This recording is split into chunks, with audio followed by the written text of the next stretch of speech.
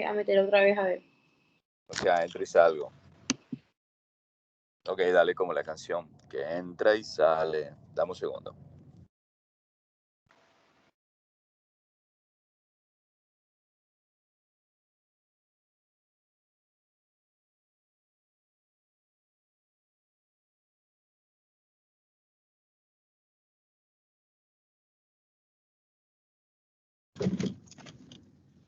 Ok, ya las veo.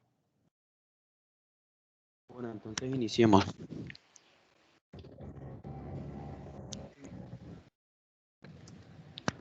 Perfecto. Bueno, la charla hoy está a cargo de Paula Álvarez, Angelina Fabris, Vanessa Guerra, Valentino Oñate y quien les habla, Santiago Conde. El objetivo de esta charla realmente es reconocer e identificar el abordaje principal de SIRI, sepsis, shock séptico, sepsis abdominal, infecciones de piel y tejidos blandos. Es el tema principal a tratar. Vamos a tener una fase histórica, como una línea de tiempo breve, para ir conociendo y desempolvando todo este tema. En primera instancia, históricamente, Cornelio Celsun fue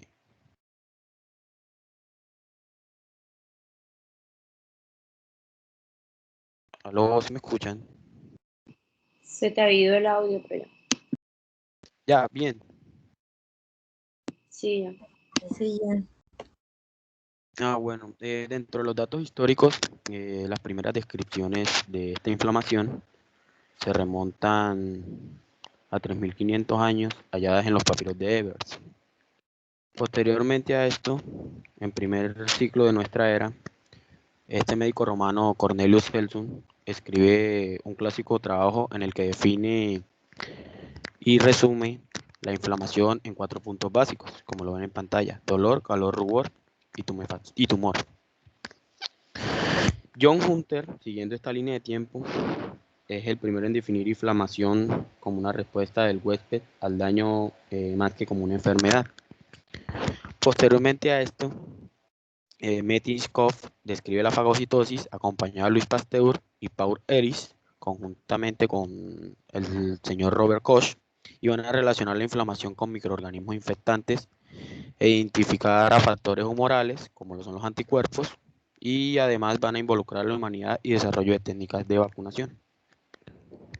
Y por último, Henry Dale desarrolla la teoría de los mediadores endógenos en la inflamación y va a hacer una identificación de una sustancia llamada la histamina, que más adelante vamos a desglosar en la charla. Esto como tema de historia. Cabe resaltar que esta presentación que tenemos en pantalla es un tema básico que hay que aprender, unos conceptos claves que tenemos que tener en cuenta, conocer su significado para poder llegar al objetivo, que es lograr entender el tema. Tenemos la bacteremia, la septicemia, la sepsis, el shock séptico refractario, el shock séptico. Dentro de la bacteremia, por lo general se considera así bacteremia, que hace referencia al tránsito de la bacteria en la sangre e inicia a ser una etapa de instancias febriles.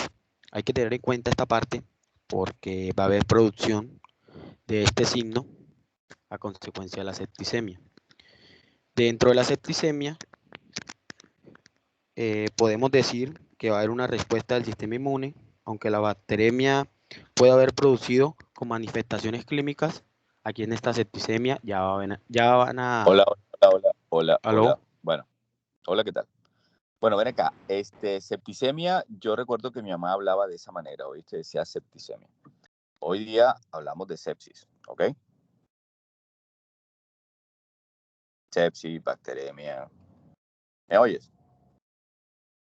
Sí, claro, claro. Ok, entonces, no es que esté mal la palabra septicemia, sino que, digamos, no la vas a encontrar en uso, ¿oíste? Cotidiano, ¿ok? Hoy día la gente no suele decir que es que el paciente tiene una septicemia. Insisto, el concepto creo que sigue siendo el mismo. El problema es el uso, ¿ok? Dale, sigue. Ok, perfecto. Bueno, entonces entramos a sepsis, que es una evidencia de infección con respuesta sistémica. Esto lo que va a generar es un foco infeccioso con signos de Siris. Y para que haya Siris, debe tener el paciente por menos 2 signos de Siris. Ya más adelante se los explicaremos cuáles son esos 4 signos importantes. Espera un momentito. Bueno, se dice SIRS, no Siris. O sea, SIRS por... Bueno, está bien. Pero digamos, pero sin la I esa que está entre la R y la S. O sea, no es Siris, es SIRS, porque es síndrome de respuesta inflamatoria sistémica. Lo que pasa es que el SIRS está en inglés, pero lo que traduce es síndrome de respuesta inflamatoria sistémica, ¿ok? Y meto la cuchareta primero porque, claro, yo soy el que la debe meter, y porque esos conceptos es muy importante que aquí queden, ¿oíste? Bien fijados. Bueno, dale, sigue. Bueno, teniendo en cuenta en la sepsis, cuando se presenta hay un foco infeccioso, como se los había comentado, entonces se acompaña con signos como la taquicardia, taquipnea, hiper o hipotermia, leucocitosis o leucopenia, que son los signos de SIRS importantes. Ok, espérate ahí. Bueno, entonces es importante que la clase grabe en su cabeza eso que él acaba de decir, que son los signos clínicos, 3 son clínicos y 1 es de laboratorio, que denota que un paciente tiene un síndrome de respuesta inflamatoria sistémica, que es lo que él acabó de decir, la taquicardia, la taquipnea, la hipo o hipertermia, y el otro clínico de laboratorio es la leucopenia o la leucocitosis. Eso va a gravitar sobre ustedes todo el tiempo que estén hablando de sepsis, en cualquier campo, cirugía, medicina, en fin, ¿ok? Los procesos infecciosos. Entonces, esos 4 elementos, ¿verdad? Que cuando hay 2 de esos 4, entonces se habla que el paciente está con un síndrome de respuesta inflamatoria sistémica. Taquicardia, taquipnea, hipo o hipertermia y leucocitosis o leucopenia. Ahorita de pronto por ahí le pondrán apellido, ahora que él avance la charla, a la hipo o hipertermia, o sea, cuánto hipotermia, cuánto hipertermia, cuánto leucocitosis, cuánto leucopenia, ¿ok? Pero por lo pronto grábense esas 4 cosas. Dale, Master, sigue.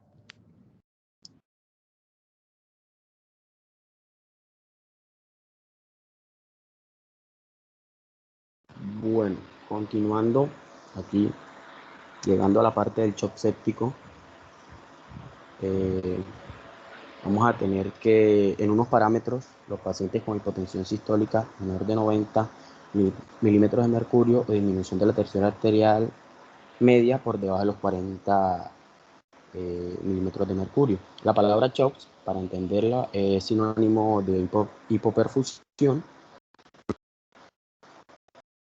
Y hay que se cumple un shock séptico, tengo entendido que la literatura me da a entender que hay que tener 3 parámetros importantes, que haya un foco infeccioso, haya un fallo multiorgánico y se cumplan los signos de SIR, de respuesta inflamatoria sistémica.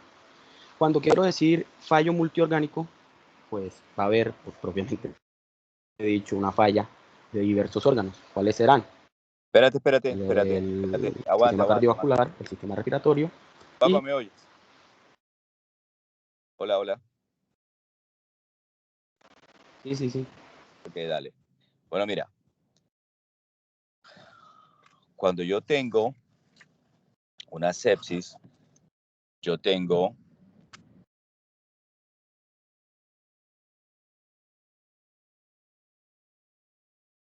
Doctor, cerró el Espérate, micrófono. sí, ok, qué pena. Cuando yo tengo una sepsis, yo tengo un foco infeccioso y tengo signos de SIRS. Taquicardia, taquipnea, leucopenia, leucocitosis, hipertermia, hipotermia. Pero cuando yo tengo un shock séptico, yo tengo falla no necesariamente multiorgánica. Yo si tengo falla de un órgano, ya estoy, ¿oíste?, en shock. Los órganos o sea, pueden fallar muchos.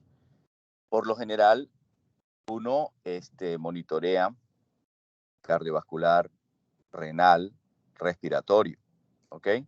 También puede haber fallo a nivel del tubo digestivo que se manifiesta con hemorragias, que si se cuantifican por encima de 500 cc día, entonces hay una falla y a nivel también se puede manifestar hematológicamente con disminución del número de plaquetas, entonces hay trombocitopenia, ¿verdad? Por lo general, uno habla de cuando falla el sistema cardiovascular, pulmonar, renal, ¿ok? Entonces yo puedo tener falla orgánica, o sea, de pronto un paciente que requiera ventilación mecánica, pero no necesita apoyo vasopresor para corregir el fallo cardiovascular. Sus riñones funcionan bien y no requiere diálisis, ¿verdad? O puedo tener un paciente que tenga falla multiorgánica. Entonces, a la falla, por ejemplo, ventilatoria se le agrega la cardiovascular, se le agrega la renal y ahí, en la medida en que avancen los diferentes fallos órgano, pues el paciente irá a la muerte, pero entonces no necesariamente tiene que ser falla multiorgánica. Si hay falla de un órgano, ya lo estoy. Bueno, dale. Listo, doctor, gracias. Bueno, entrando ya al shock séptico refractario, lo concerniente a esto es que si tengo un paciente en shock y le inicio la fluidoterapia es la terapia con fluidos, con líquidos, como son los cristaloides, y no hay respuesta, debo tener que administrarle tratamiento farmacológico, como lo son los vasopresores, la adrenalina, dobutamina, noradrenalina, entre otros. Y aquí la persona, si no me responde a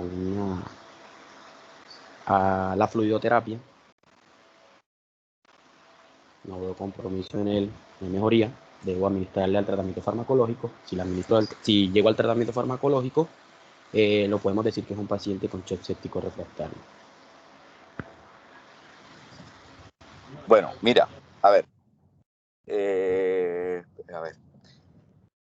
Por ejemplo, se habla, cuando uno está hablando de pancreatitis, de cuando yo tengo un shock transitorio o un shock permanente. Llámalo refractario si quieres. Cuando un paciente entra en shock, se inicia la fluidoterapia, ¿ok? Es la manera de meterle líquido al sistema para tratar de mantener una perfusión correcta de los tejidos. Si yo logro que el paciente salga adelante con la fluidoterapia, entonces yo podría decir que tuvo un shock transitorio. Si la fluidoterapia a mí no me funciona, o no le funciona al paciente, no sé, o a los dos, entonces yo empiezo a necesitar la ayuda, ¿verdad? En el caso del shock cardiovascular, entonces de vasopresores, ¿verdad? De epinefrina, norepinefrina, dopamina, dobuta, en fin. Y en ese momento de pronto sí yo puedo entonces decir que fue refractario. ¿Refractario qué? Refractario al manejo de la fluidoterapia, que es con lo que yo inicio el manejo del shock. Yo entiendo que en estos primeros minutos en los que tú estás hablando, estamos hablando de aspectos generales, porque es que la comprensión de todo esto implica el conocimiento de la fisiología, de la fisiopatología, ¿verdad? Para que se pueda entender lo que nosotros estamos hablando. Y entiendo que esto que tú estás hablando de manera muy general, luego lo vamos a ver de una manera un tanto más detallada. Porque dicho así, muy probablemente no se va a entender, ¿verdad? Y cuando yo meto la cuchareta, como digo yo, es porque, bueno, veo que en algunos momentos dices algo y quiero corregirlo en el momento para que no quede en la mente de las personas, ¿verdad? Una cosa errónea, porque siempre digo lo mismo, es tan difícil sacar las cosas mal aprendidas de la mente, es impresionante, ¿verdad? Se anidan ahí, se quedan forever, hermano. Y por más que uno dice, no, es esto, es lo otro, ahí hacen camino. Entonces, como tratando de ir corrigiendo de una vez las cosas. Pero yo entiendo que ahorita que desarrollemos todo esto, ¿verdad? Vamos a centrarnos en aspectos fisiológicos, fisiopatológicos, ¿verdad? Para poder tener un entendimiento del concepto, ¿ok? Dale.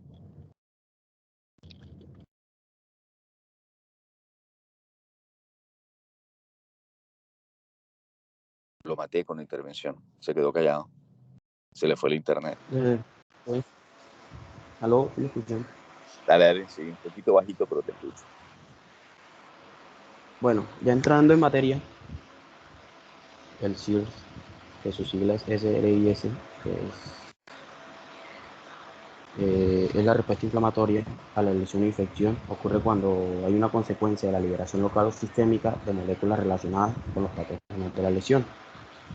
Cabe resaltar que hay reacciones sistémicas que el organismo objetiza con el fin de hacer frente a un estímulo agresivo contra un tejido. Y esto se va a dar por una activación de las vías de las respuestas inflamatorias ante un estímulo agresivo, el cual puede ser causas bacterianas, virales, parasitarias, inflamatorias o situaciones especiales en las que el paciente está expuesto a la activación de estas vías. Dime una viral, dime una viral. Dime un ejemplo de una viral. ¿Una qué? Dime el ejemplo de una viral. ¿Cómo así el ejemplo de una viral? Claro, tú dijiste que hay diferentes causas y hablaste de bacteriana, viral. No sé si habrás dicho factores mediadores de inflamación que se disparan con esto, pero dime una causa viral. ¿Qué se te ocurre? Es de actualidad, lo ves en televisión todos los días.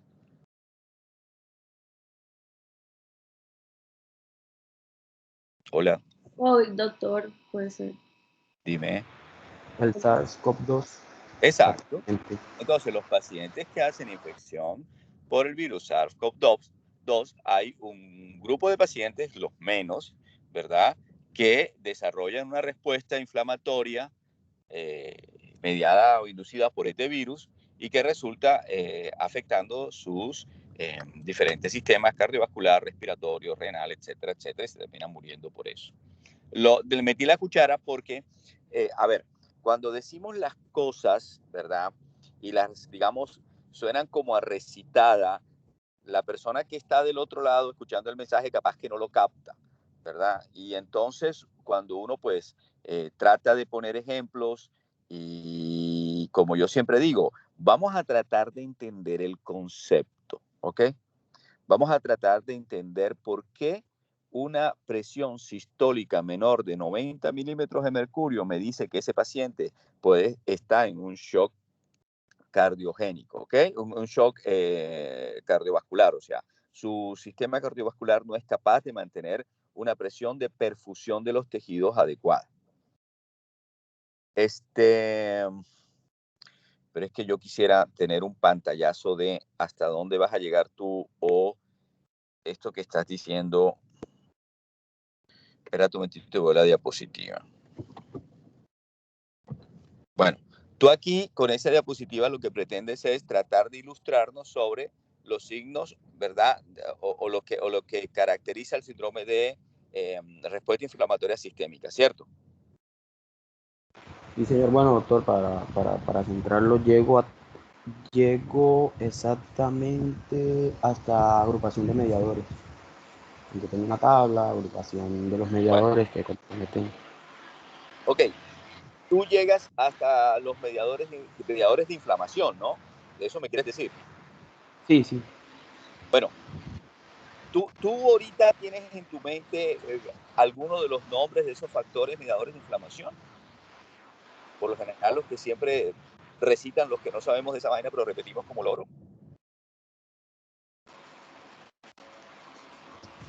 Los nombres. Que, digamos, la bradicina, factor de depresión miocárdica. Pues tengo los celulares, los lisosomales y los plasmáticos. Ajá, Esa es una clasificación. Bueno. Dentro de... Llego hasta esa parte. No. Pero Escucha, antes tengo una parte... Ah, ok. No. Tú me dijiste que llegabas hasta allá, hasta los factores mediadores, pero no terminaste la frase. ¿Mediadores de qué? ¿Cierto? Entonces traté como de ubicarte para que la clase entienda factores mediadores de qué. Y estos factores mediadores, ¿qué es lo que producen? ¿Cuál es la respuesta que genera en el organismo? Entonces, tu intervención de ahora, que tienes una diapositiva donde muestras, aquí están mostrados los decir, sí, creo que sí,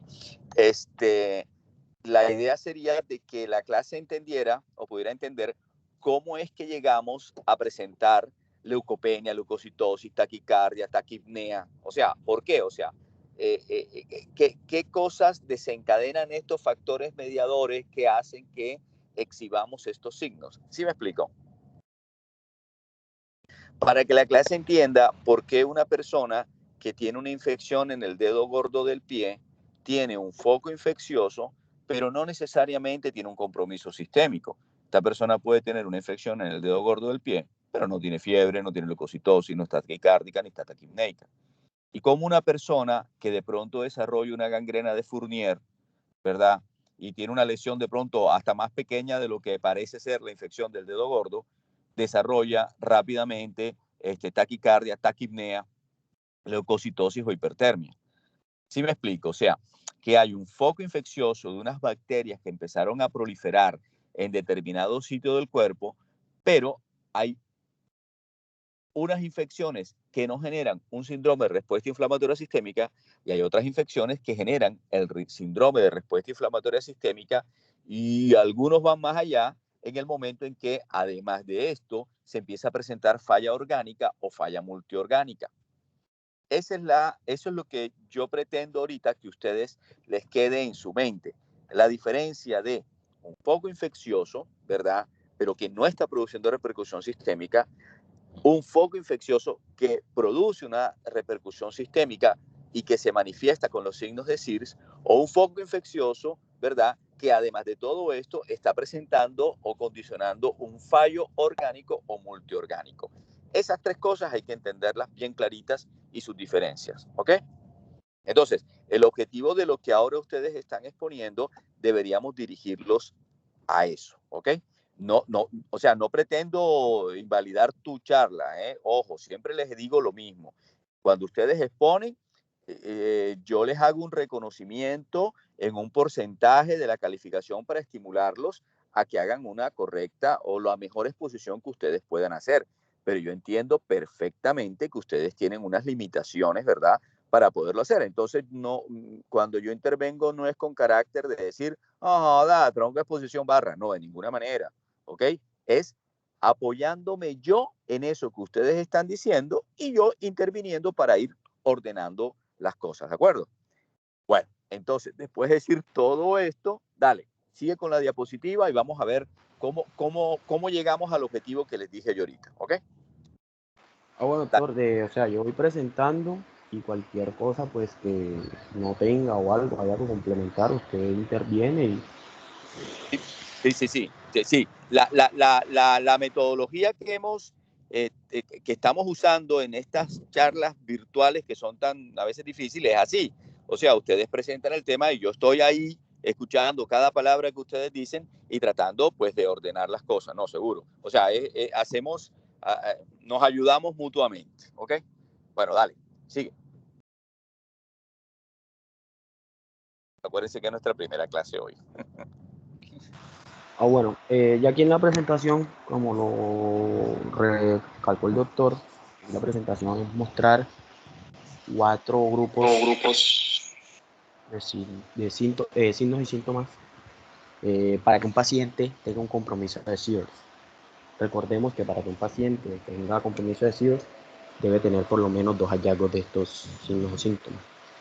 Tenemos en la temperatura corporal de la persona, ya sea un compromiso mayor a 38 grados centígrados, donde va a requerir una hipertermia, o si la persona presenta una temperatura menor a 36 grados centígrados, propiamente una hipotermia.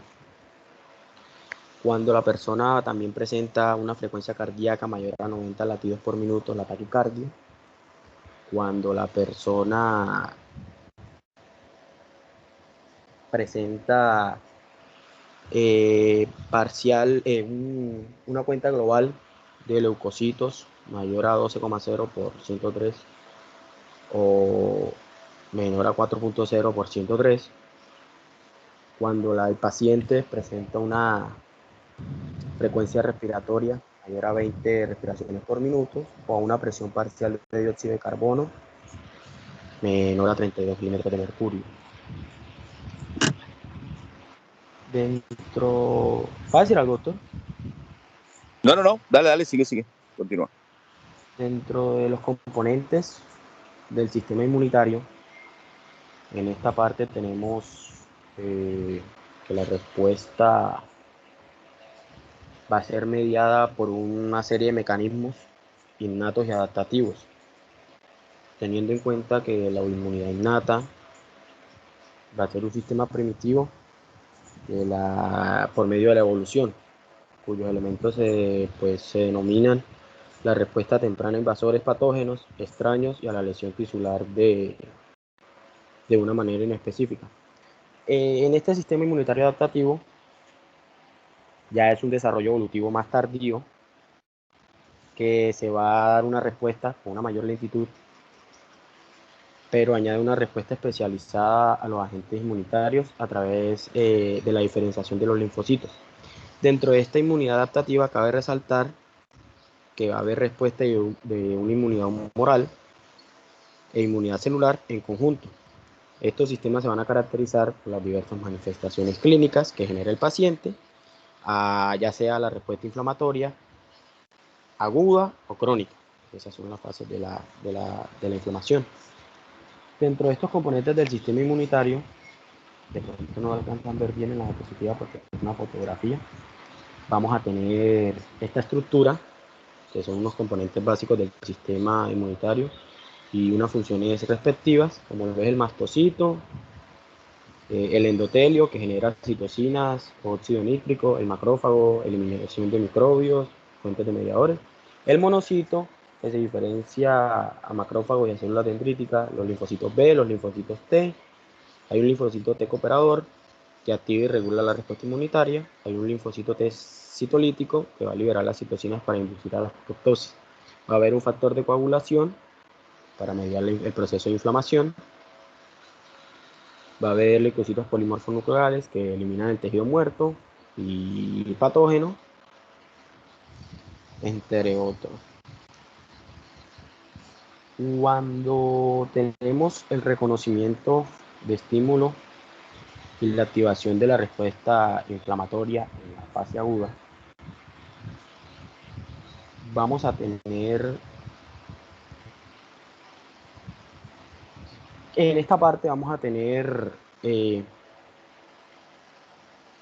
¿aló? ¿Sí me escuchan?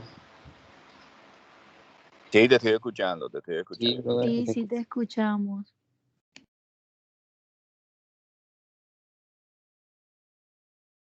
Ajá, sigue. Ajá, se le cayeron las diapositivas.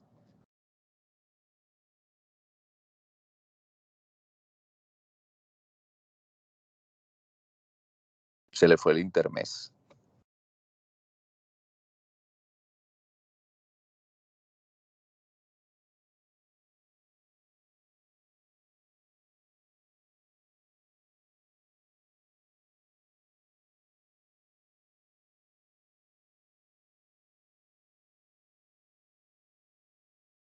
Bueno, empecemos con la clase de espiritismo. Si estás ahí, da 3 golpes.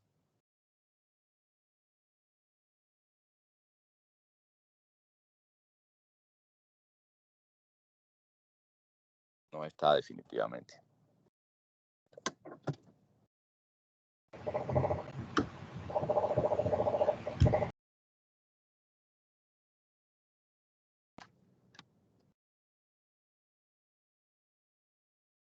Hola. Doctor, parece que tiene problemas con el internet. Ok, sí, no, es de las cosas en las que... Pero, doctor, él va a hablar por la llamada para seguir la exposición. Ahí, aló, Santiago. Dale. Para que hables por aquí. Santi. ¿Sí me escuchan? Sí, ahí te escuchan. Bueno, quedamos en el reconocimiento de estímulos de activación de la respuesta inflamatoria en la fase aguda. Ha surgido una serie de hipótesis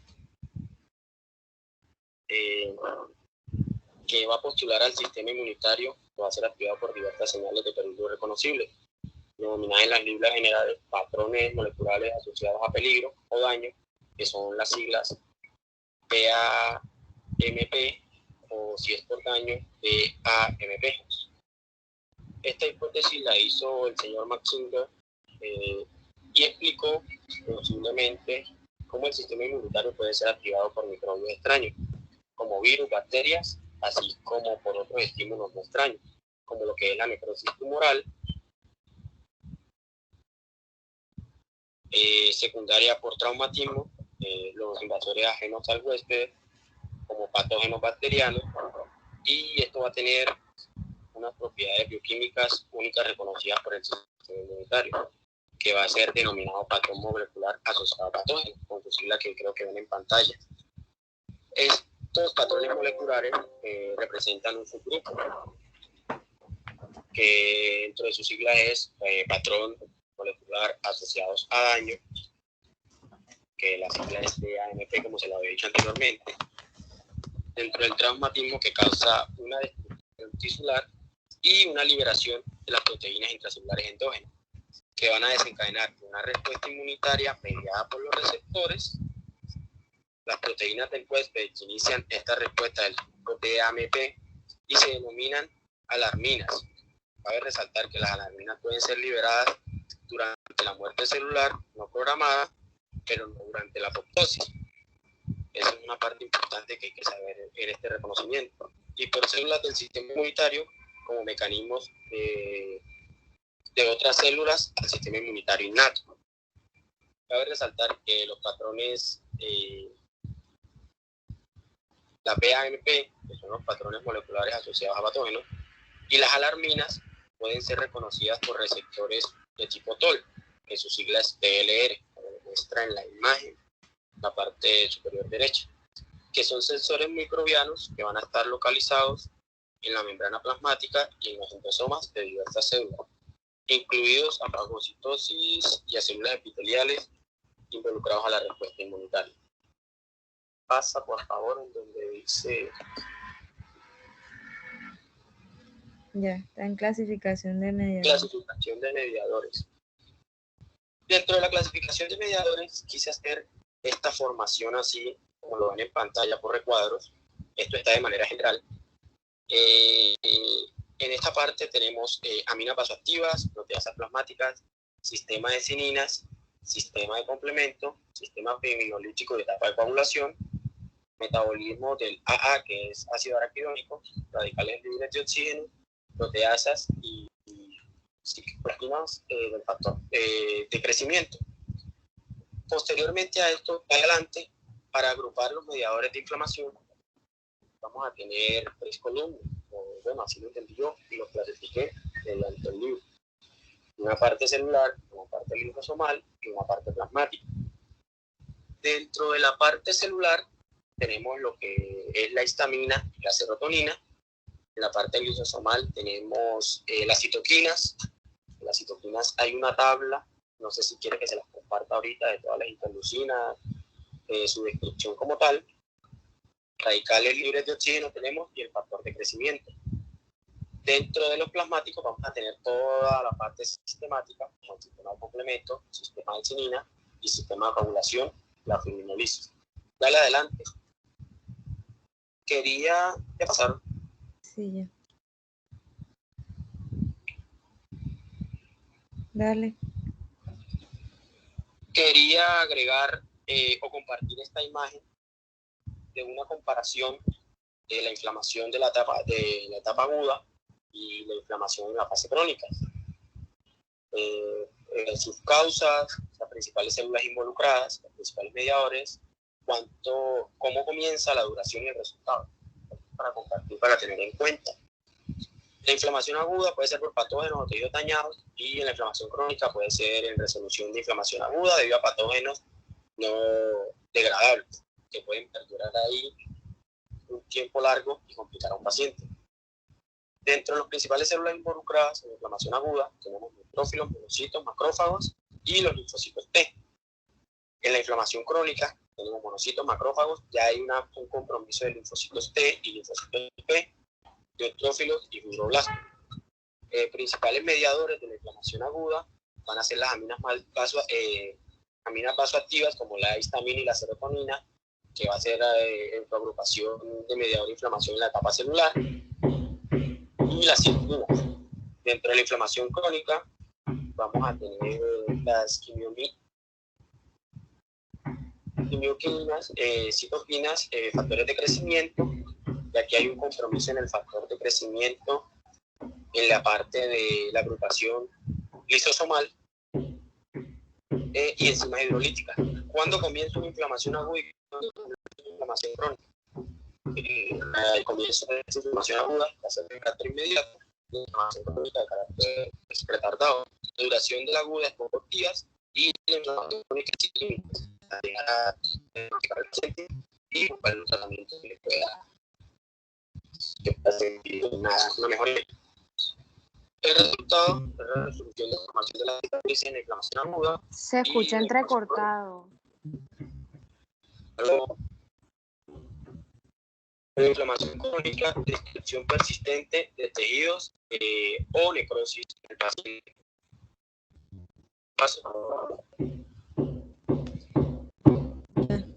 Sí, la verdad es que tienes un sonido así como dijo ahorita la compañera Fuller. Que se escucha entrecortado. Todo. ¿Desde dónde escucharon entrecortado? Nada, no me escucho. Ahora no se te escucha entrecortado, ahora se te escucha cortado.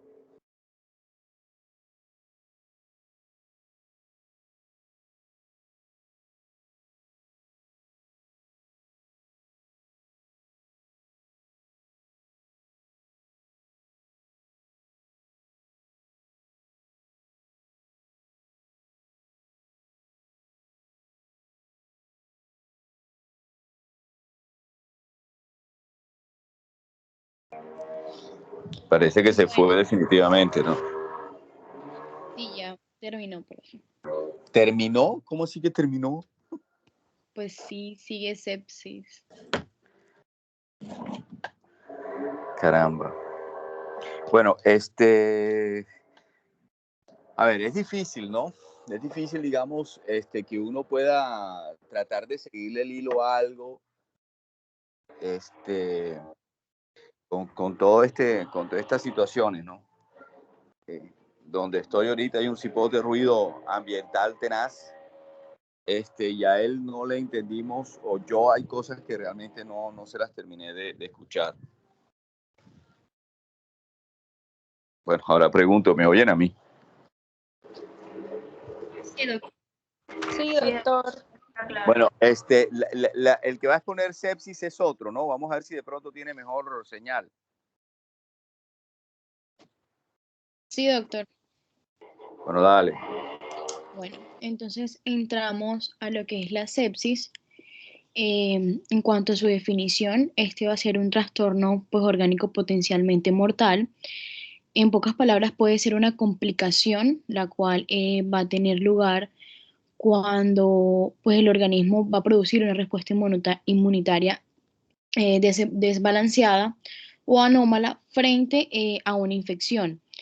Esta va a ser una urgencia médica, no se va a diagnosticar de manera rápida y se debe tratar de forma temprana, la cual puede ocasionar lo que son daños irreversibles en los tejidos, siguiendo a un choque séptico y a una insuficiencia orgánica pues múltiple. Sigue, por favor. ¿Me escuchan bien, cierto? Sí, Van. Ok. Bueno, hablando un poco de los factores de riesgo de la sepsis, dentro de ellos tenemos los extremos de vida entre 1 año y 60, en aquellos pacientes que están inmunocomprometidos, cuando los pacientes ya tienen la presencia de enfermedades subyacentes, cuando han sido pacientes tratados con antibióticos, los cuales han presentado una resistencia bacteriana hospitalaria, aquellos pacientes en los cuales se le ha realizado algún procedimiento invasivo, que tiene alguna herida pues abierta, traumatismos y también te encontramos factores de riesgo como lo son el alcohol y las drogas, pues que ya esas entran en el área de lo que son las adicciones. Sí, por favor.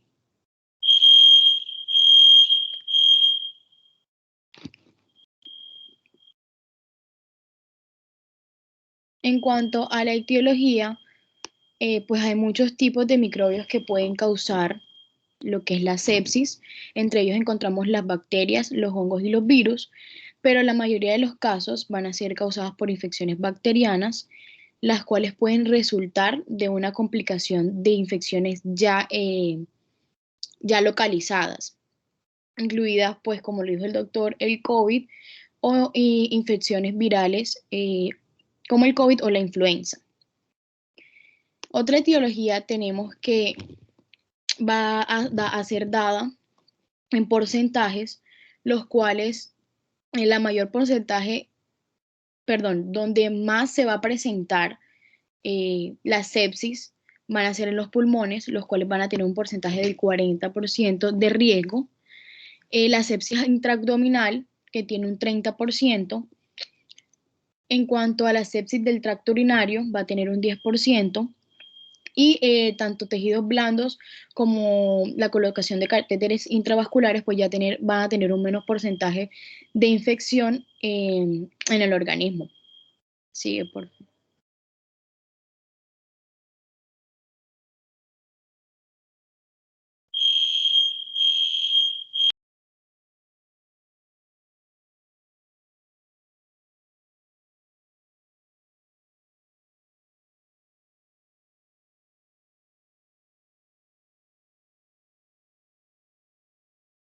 Hola, ¿se fue la compañera? ¿Se le fue el internet? Estaba hablando con el micrófono cerrado. Disculpen. Ok, dale. En cuanto a las manifestaciones clínicas, tenemos que está la alteración del estado mental. Encontramos la taquipnea y la hipopsia, que es muy frecuente en pacientes cuando están presentando este tipo de infección. Tenemos también la taquicardia, tenemos la hipotensión, la leucocitosis y la oliguria. También se va a presentar lo que es una caída de la presión arterial, lo que nos va a ocasionar el shock, y los sistemas o los órganos principales, lo que son el riñón, el hígado y los pulmones y el sistema pues, nervioso central, son los primeros que van a dejar de funcionar apropiadamente por la circulación insuficiente que se está presentando en ese momento. Sigue, porfa.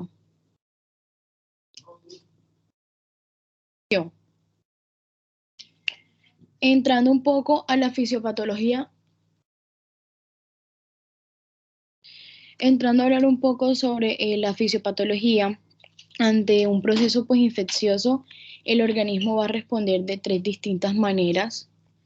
En este caso encontramos los TH1, los cuales van a dar una respuesta preponderada, los cuales van a actuar de primera mano en cuanto a la infección, y están los dos, los cuales van a dar una respuesta ante la inflamación que se está presentando en el momento de la sepsis.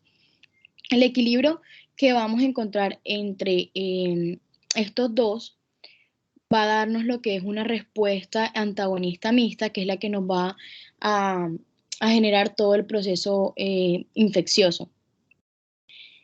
Se va a detectar el antígeno infeccioso, en donde tenemos el pro y el antiinflamatorio, los cuales son los dos que acabo de mencionar.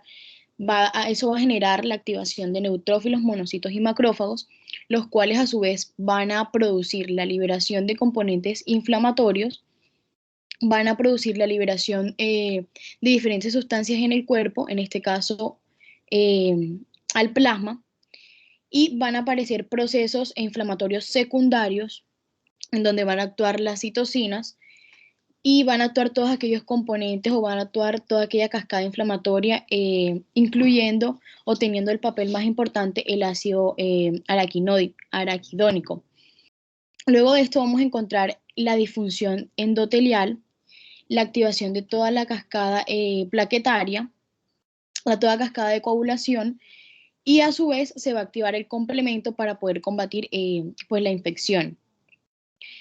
Esto se va a ver de manera generalizada y se va a crear como una microtrombosis, el cual va a incrementar el daño sistémico que se está presentando en el paciente, se va a disminuir lo que es el aporte de oxígeno a cada uno de los tejidos, por eso es que se va a producir, el paciente va a generar una hipoxia, y es ahí cuando se va a presentar el síndrome de dificultad microcirculatoria en cada uno de los tejidos blandos del organismo. Sí, por favor.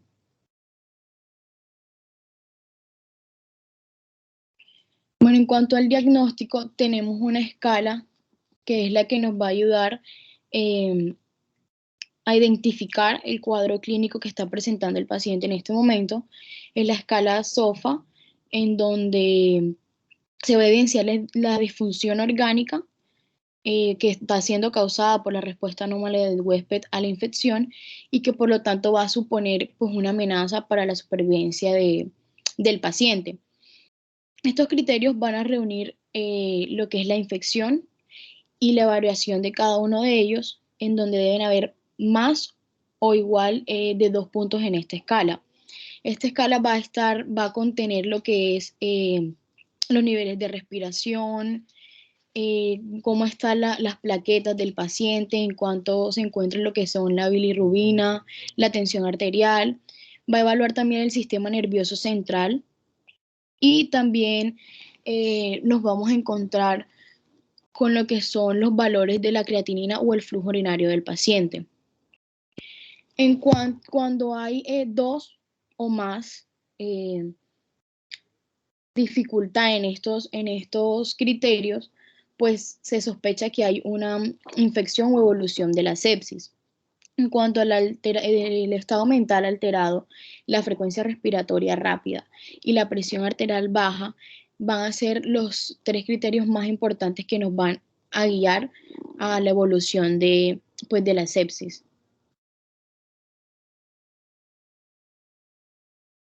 Pasa, por favor.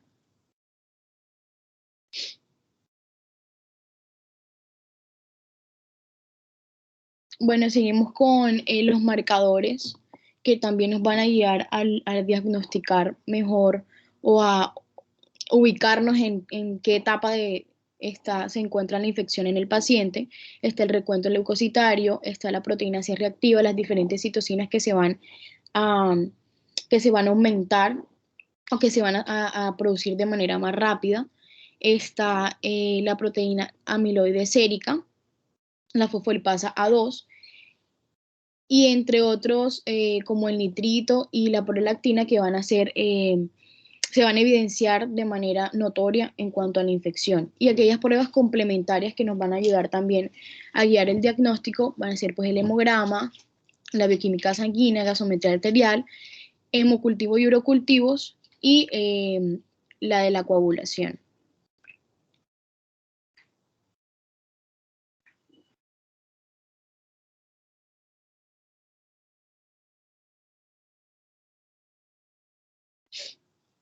Entrando al tratamiento, tenemos que hay factores que van a influir para la elección del tratamiento, como los antecedentes del paciente, el estado actual del paciente, los factores epidemiológicos locales, la intolerancia que tiene este paciente a algunos fármacos y, entre otros, se recomienda también reducir el tratamiento antibiótico empírico, pues una vez que ya se identifique qué patógeno está desencadenando toda la sintomatología de infección y la sensibilidad que se observa, la mejoría clínica que se observa en el paciente.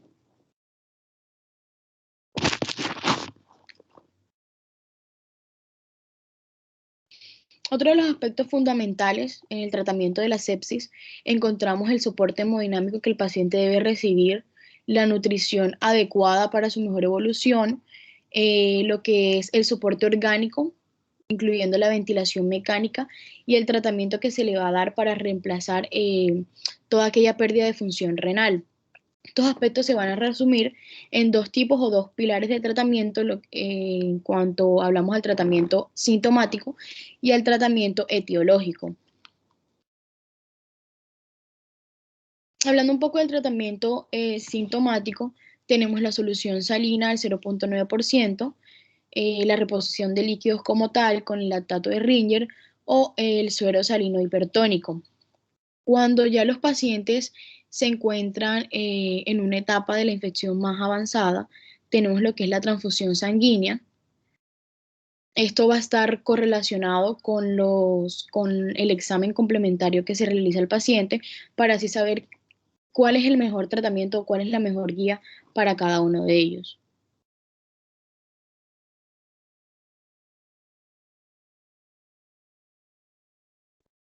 Hola, ¿qué pasa? Dígame, profe. No, es que por un momento te dejé de escuchar. Dale. De pronto el internet. Sí, seguro. Dale. Ok.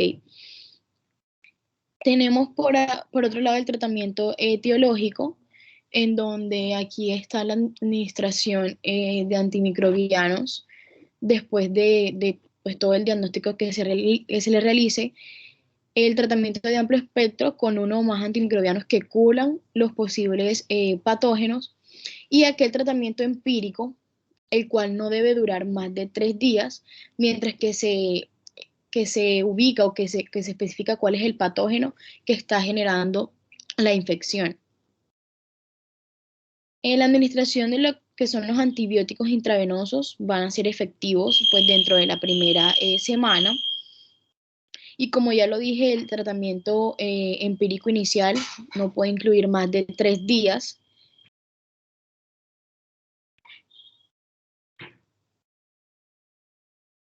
Aquellas medidas de actuación para las primeras 10 horas tenemos medir el lactato sérico, obtener hemocultivos antes de iniciar el tratamiento, el inicio profiláctico con antimicrobianos no más de 3 días.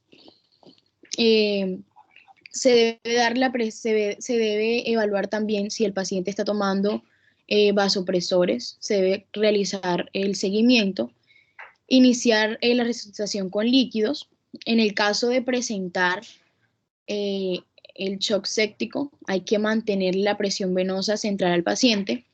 Y luego de esto, pues si ya el paciente está controlado, se debe iniciar la dopamina o noradrenalina para mantener la tensión arterial.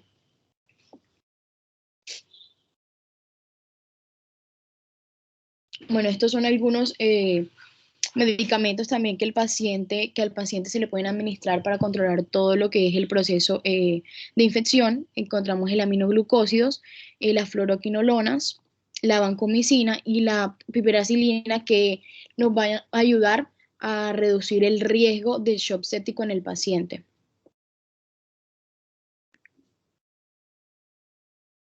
Bueno, aquí es les trae como un resumen, por decirlo así, de de las recomendaciones que se deben tener con un paciente al presentar la sepsis, en donde en cuanto a la reanimación inicial, la sepsis y el choque séptico, pues ya lo dijimos, van a ser una emergencia médica y se recomienda iniciar tratamiento y reanimación inmediata. Esta reanimación va a ser una hipoperfusión inducida por la sepsis, las cuales se van a administrar al menos 30 miligramos por kilogramos, de cristaloides, los cuales van a ser vía intravenosa dentro de las primeras horas. Se recomienda también... Una pregunta, ¿ustedes no se les ven las diapositivas? Sí, Vane, se ven perfectas. Sí, yo las veo. Lo que pasa es que tú estabas pasando allá y no se estaban pasando aquí. Ah, ok, qué pena. Están en la agrupación de mediadores. Yo estoy en reanimación inicial. Sí, estoy en reanimación inicial.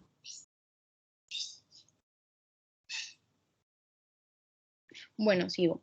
Se recomienda que después de la reanimación inicial con los líquidos, pues se administre más de ellos según la revaloración que se le realice al paciente frente al estado hemodinámico que esté presentando en el momento. Sigue, Pau, porfa.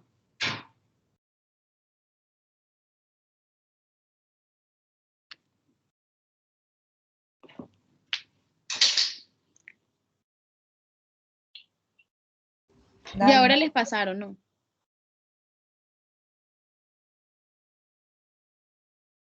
Paula. Sí, ya pasé. Dale. Están 4. Nada, ahora no me sale a mí.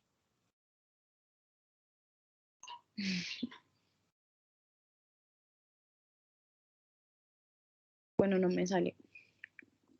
Bueno, otra recomendación es la valoración hemodinámica, también la evaluación de la función cardíaca para saber así qué tipo de shock el paciente está presentando en ese momento, dado el caso de que la exploración clínica pues no lleva a un diagnóstico claro.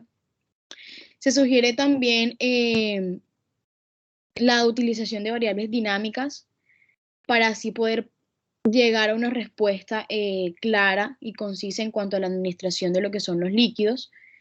También hablamos un poco de lo que es la presión arterial media, el cual el objetivo es mantenerle los valores normales al paciente para que así no conlleve al shock séptico.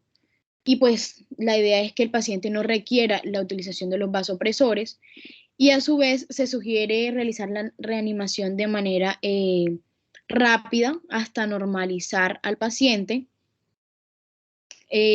aun cuando los pacientes presentan niveles elevados de lo que es el lactato.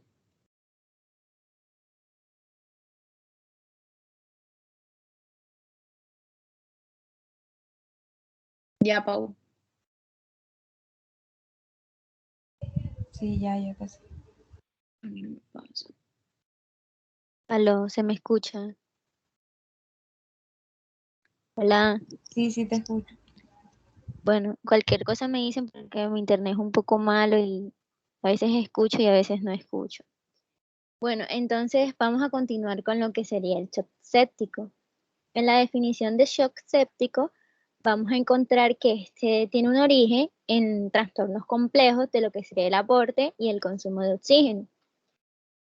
Este se va a poder definir como una hipotensión que va a estar inducida por una sepsis. Entonces, en la presión sistólica la vamos a encontrar menor a 90 mililitros de mercurio y la media menor a 70.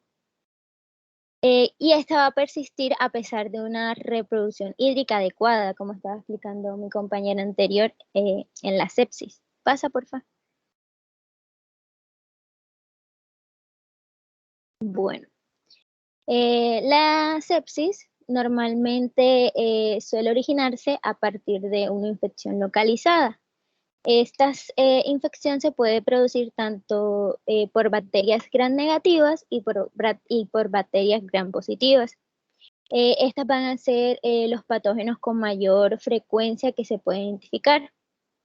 Entonces, estos son los que producen más sepsis. Entonces, podemos encontrar que se da en un mayor porcentaje lo que se dice las sepsis que se sitúan en los pulmones, que normalmente están entre 1 al 70%, los abdominales de entre 20 al 25%, el del tracto urinario de entre el 7 al 14% y el sanguíneo el otro porcentaje. Bueno, aquí podemos ver también a los agentes que normalmente producen, ya yo les expliqué, los gram positivos, pero también podemos encontrar en un menor porcentaje lo que serían los hongos. Normalmente las bacterias que producen este tipo de sepsis son las pseudomonas, el Staphylococcus aureus o el E. coli. Entonces, aquí vamos a ver que el shock séptico también es típico que aumente lo que sería el gasto cardíaco. Entonces, esto va a producir que se dé una vasodilatación periférica y entonces va a incrementarse lo que, se va a producir una hipoperfusión, o sea, la disminución de lo que sería el oxígeno. Pasa, por favor.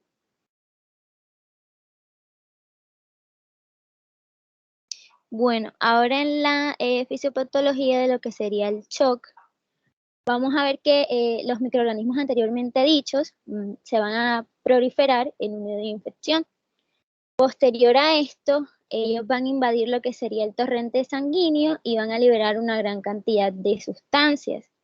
Entre estas sustancias encontramos la toxina 1 del síndrome del shock tóxico, que es la TSST1, o las endotoxinas de microorganismos gram negativos, que estos van a estimular lo que sería la liberación de varios mediadores endógenos derivados del huésped y del organismo.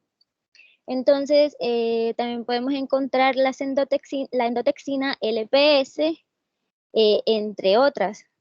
Entonces, también se va a ver liberada lo que serían las citocinas y el factor de necrosis tumoral, así como las interleucinas. También las endotoxinas que se van a liberar activan la secuencia del complemento y estas van a liberar anafilotoxinas C3 y C5 que inducen a la vasodilatación y se va a dar un aumento de la permeabilidad vascular y una agregación plaquetaria de neutrófilos. Entonces, esto puede producir lo que serían anormalidades microvasculares vinculadas a este tipo de shock, así como que se va a activar lo que sería el factor 12 de la coagulación, la calicreína y el sinetrógeno, y entonces esto va a producir que se libere lo que sería la bradicinina, que es un vasodilatador potente e hipotensor. Como vemos, esto es típico del shock séptico en los que se dan bajos niveles de presión, como dije anteriormente. Pasa, porfa. Bueno, entre los síntomas, pues vamos a observar respiración acelerada, así como el aumento de los latidos cardíacos, la disminución de la presión arterial a menos de 65 milímetros de mercurio, el aumento de la concentración de lactato, fiebre, pérdida de la conciencia, oliguria, anuria, disuria, todo lo que tiene que ver con la orina, entre otros síntomas. Pasa, por favor. Bueno, ahora hablaremos de lo que sería el enfoque terapéutico.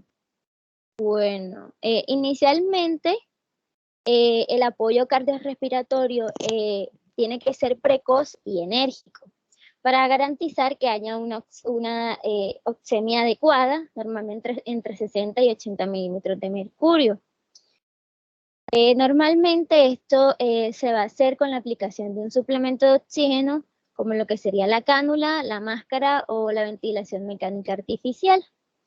Entonces, hay que darse cuenta o hay que tener en cuenta más que todo que esto se debe hacer en los primeros 20 minutos, porque entre más déficit de oxígeno haya, pues más daño tisular se va a producir.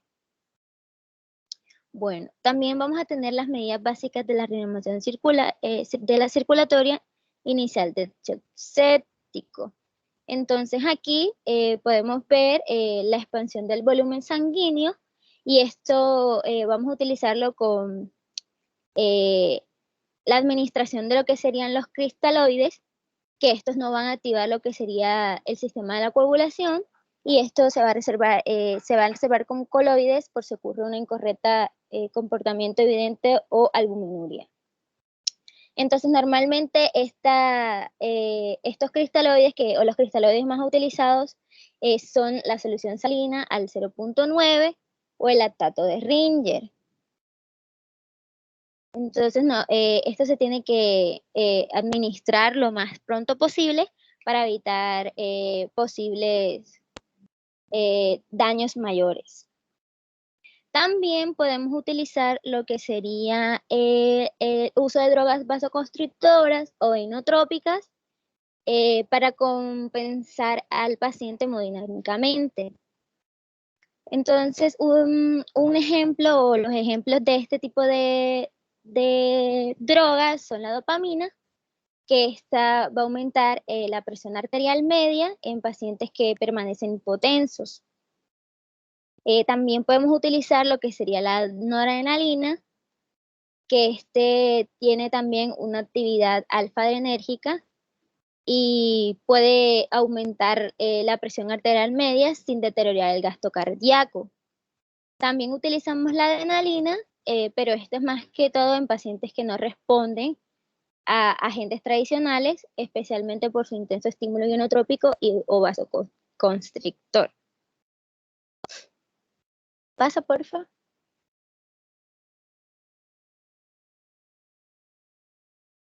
Bueno, ahora vamos a ver el tratamiento del foco infeccioso. Entonces tenemos el médico, en los que vamos a suministrar antimicrobianos de forma precoz por la vía endovenosas y a altas dosis según sea la localización de la infección. En quirúrgico vamos a utilizar lo que sería el drenaje quirúrgico del foco infeccioso en aquellos pacientes donde sea posible en determinante y favorece el tratamiento médico. Y por último, el tratamiento de la reacción inflamatoria, en el que podemos utilizar el ibuprofeno para bloquear la síntesis del tromboxano, inhibidores del óxido nítrico y de su enzima oxidante nítrico sintetasa, pentosifilina antioxidante, anticuerpos mononucleares que inhiben la función neutrófila o la naloxona para bloquear las endorfinas. Pasa, por favor.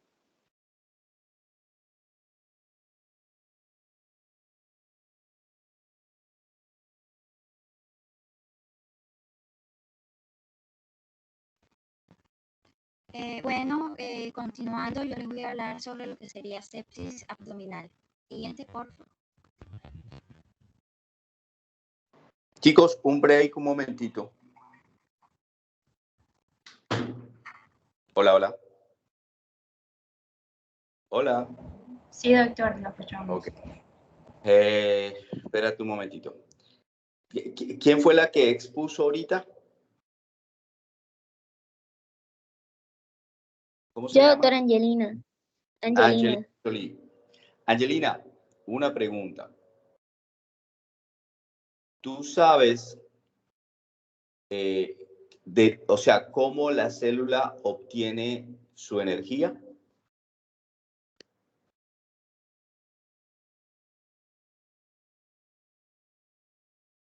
¿Cómo la célula qué, doctor? Disculpe.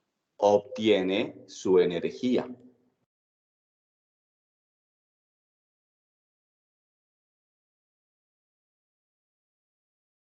¿Cuál es la molécula que produce energía? Es el ATP, doctor. Correcto. Entonces la célula, ¿cómo hace para obtener sus ATPs que necesita?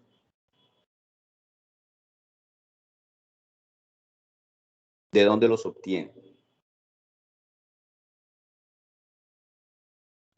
De los nutrientes. Ay, De vivo. los nutrientes y de... Ay, pero por Dios, no, ¿cómo así de los nutrientes? Vivos. O sea, Ay. de los alimentos, doctor. No, por favor, pero esa respuesta de los nutrientes de los alimentos, esa la da el portero del edificio. ¿De qué manera esos alimentos se convierten en los ATP que la célula necesita? ¿Alguien sabe? Dos por el ciclo Pues de Krebs. Entendido. Bien, bien. A ver, ¿quién dijo Krebs? Yo, Doc. Hola, Jesús. Bueno. Vamos a irnos para atrás a la bioquímica. ¿Ok? No sé si les alcanzó a dar Viloria o qué.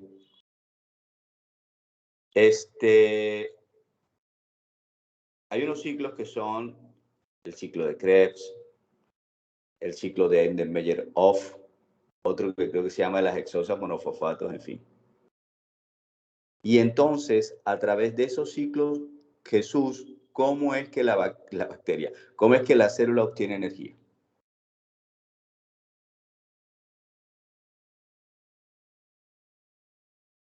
¿Qué pasa en ese ciclo?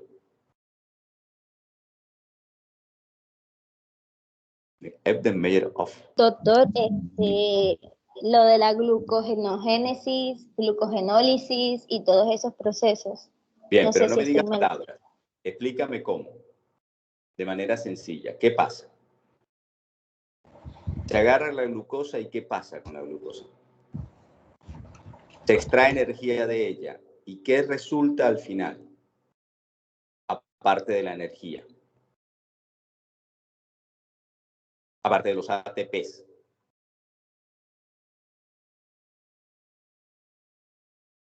Agarra el azúcar, la pasa por el ciclo, la pasa por la licuadora, se produce en 140 y tantos ATPs. ¿Y cuál es el producto final? No sé si desecho es la palabra, pero bueno. ¿Alguien sabe?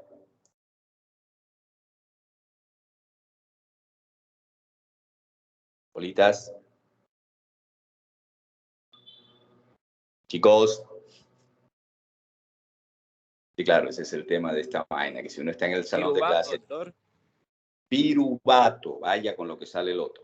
No, no se produce piruvato. ¿Qué se produce? ¿Qué creen ustedes que se produce que sea fisiológicamente eliminable al medio ambiente? A ver. Pero es que, a ver, CO2, yo les digo una doctor. cosa. ¿Cómo? CO2. CO2 y se produce agua. Entonces, todos nosotros en este momento están nuestras células obteniendo energía a partir de la glucosa, produciendo los ATPs que necesitamos y terminando o saliendo CO2 y agua. ¿Ok? Eso es lo que ocurre normalmente en presencia de oxígeno. Pero si le quito el oxígeno, ¿qué pasa? ¿Qué creen ustedes? Jesús. Doctor, se produce muerte celular. No, dale, pero pues. No, se va por otra vía, la aeróbica, y se produce Hipoxia. y dos moléculas de ATP. No, hipoxia. Repite otra vez. No, la que estaba hablando, repite. ¿Cómo es el tema? Se va por la vía aeróbica y se produce la No. Escucha, tranqui, espérate. La vía aeróbica es la normal. Yo le quité el oxígeno. ¿Qué pasa? La anaeróbica y produce lactato. Eso, ya, Y quédate ahí. Quédate ahí. Entonces, nosotros normalmente respiramos oxígeno, que entre otras cosas es la menor proporción de los gases en el ambiente. Bueno, no es la menor, pero el oxígeno es de un 20 y tanto %. ¿Ok? Nosotros aspiramos eso, llega a nuestros alveolos, se produce algo que es, bueno, yo voy a decir milagroso o maravilloso, pero es que en la naturaleza todo termina siendo así, en la cual llega el oxígeno a un saquito, ¿verdad? Constituido por células, y ese saquito que se llama alveolo está conectado a un capilar. Estoy siendo lo más simple posible. Un capilar al cual le llega un tubito de color azul o un tubito que es de color azul cuando llega al alveolo. Y luego, cuando pasa al ladito de ese alveolo, se convierte en un tubito de color rojo. Ese tubito de color azul trae la sangre que no tiene oxígeno y que está cargada de CO2. Y como la hemoglobina que está contenida en esas células, glóbulos rojos, tiene una alta afinidad por el oxígeno, entonces a través de esa membrana se produce un fenómeno de difusión de gas en el cual el oxígeno entra, mira tú, pasa las células del alveolo y pasa las células que constituye la pared del vaso sanguíneo. Y la hemoglobina capta ese oxígeno, ¿verdad? Y lo lleva a las células de nuestro organismo que están ávidas y deseosas y necesitadas de oxígeno. Ese oxígeno, los procesos metabólicos para generar energía terminan produciendo CO2 y agua y así vivimos felices. Pero cuando se nos priva del oxígeno o cuando se nos da oxígeno, pero el organismo no es capaz por alguna razón de llevarlo hasta los tejidos, las células igual siguen haciendo el ciclo, pero de manera anaerobia. Y cuando lo hace de manera anaerobia, el producido no es CO2 y agua, es lactato, es ácido láctico. Entonces, ¿qué sucede?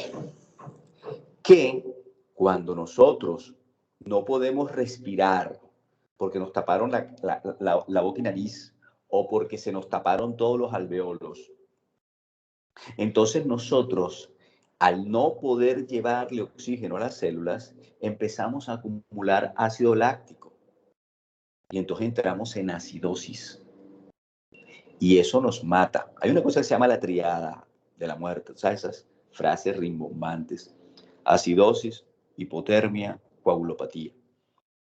Entonces nosotros nos manejamos en un rango de pH, el cual cuando ese rango se altera, ya sea que baje hacia la acidosis o suba a la alcalinidad, ¿verdad? Nosotros empezamos a tener problemas y nos vamos a morir. Entonces, cuando yo tengo un paciente que está en shock, y como dijo ahorita el compañero, una buena definición de shock, una buena definición de shock, no. Shock es la hipoperfusión, ¿sí? Mi sistema cardiovascular no es capaz de perfundir los tejidos de manera adecuada. Entonces empieza a haber una deuda de oxígeno, empieza a haber un poco aporte de oxígeno a los tejidos. Y entonces empiezan a hacerse ciclos anaeróbicos que aumentan el ácido láctico y empieza a haber acidosis y el paciente se va a terminar muriendo seguramente si no corregimos eso.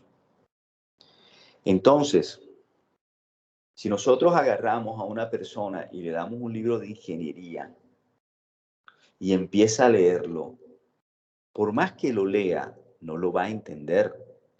No lo va a entender porque no tiene las bases que necesita para poder entender.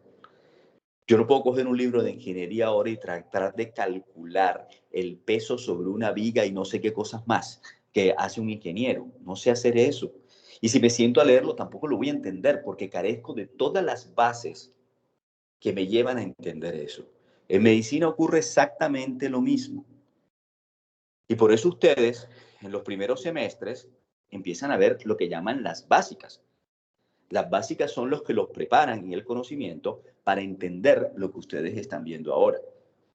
Pero si yo no sé cómo respira una persona, si yo no sé cómo actúa un pulmón, cómo actúa el corazón, cómo actúa el riñón, si yo no sé cómo actúan de manera normal, muy difícilmente yo voy a poder entender cómo es que se comportan de manera anormal. O sea, si yo no sé la fisiopatología, me queda muy difícil entenderla. Si la fisiología, me queda muy difícil entender la fisiopatología. Y después me queda muy difícil y casi imposible poder entender lo que está pasando, ¿verdad? Con ese organismo, con las diferentes enfermedades y situaciones que se le presentan.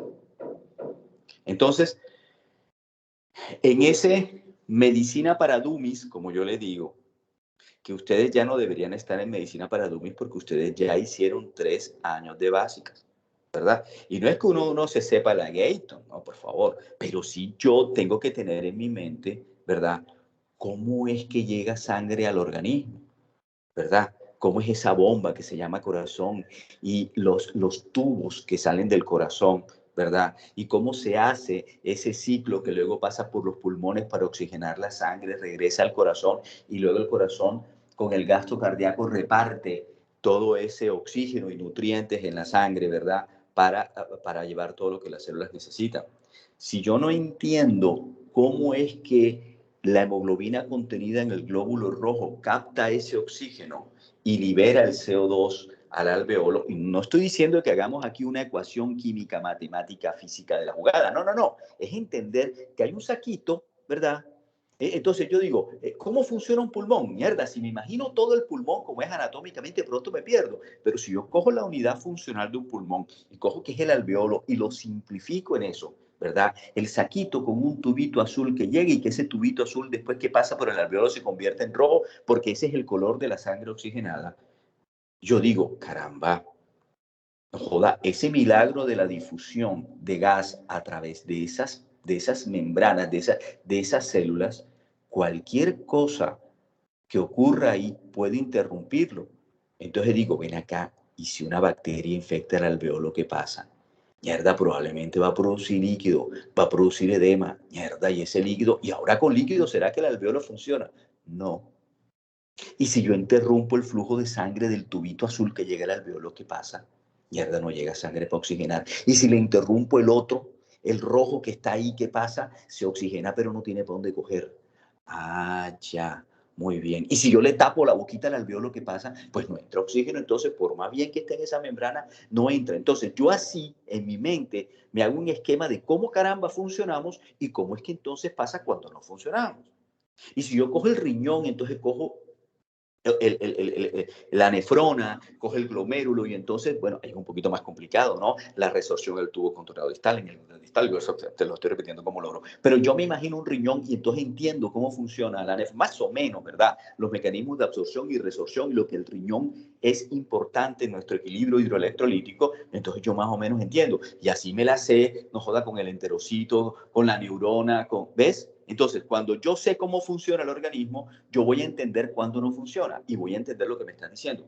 Porque si no, todo lo que aquí se dice, encima de que el Internet no sirve, encima de todas las cosas que conocemos, si además de eso no logramos digerirlo, pues no, o sea, son 2 horas perdidas. Ponte a pensar que eso le sucede al que está prestando atención. Ahora imagínate al que tiene el celular puesto ahí sobre la mesa. ¡Hey, si hay un man allá que pregunta, Belardo! No, me avisan. ¿Sí? Es más enredado todo. Entonces, yo lo que les quiero llevar es a lo siguiente.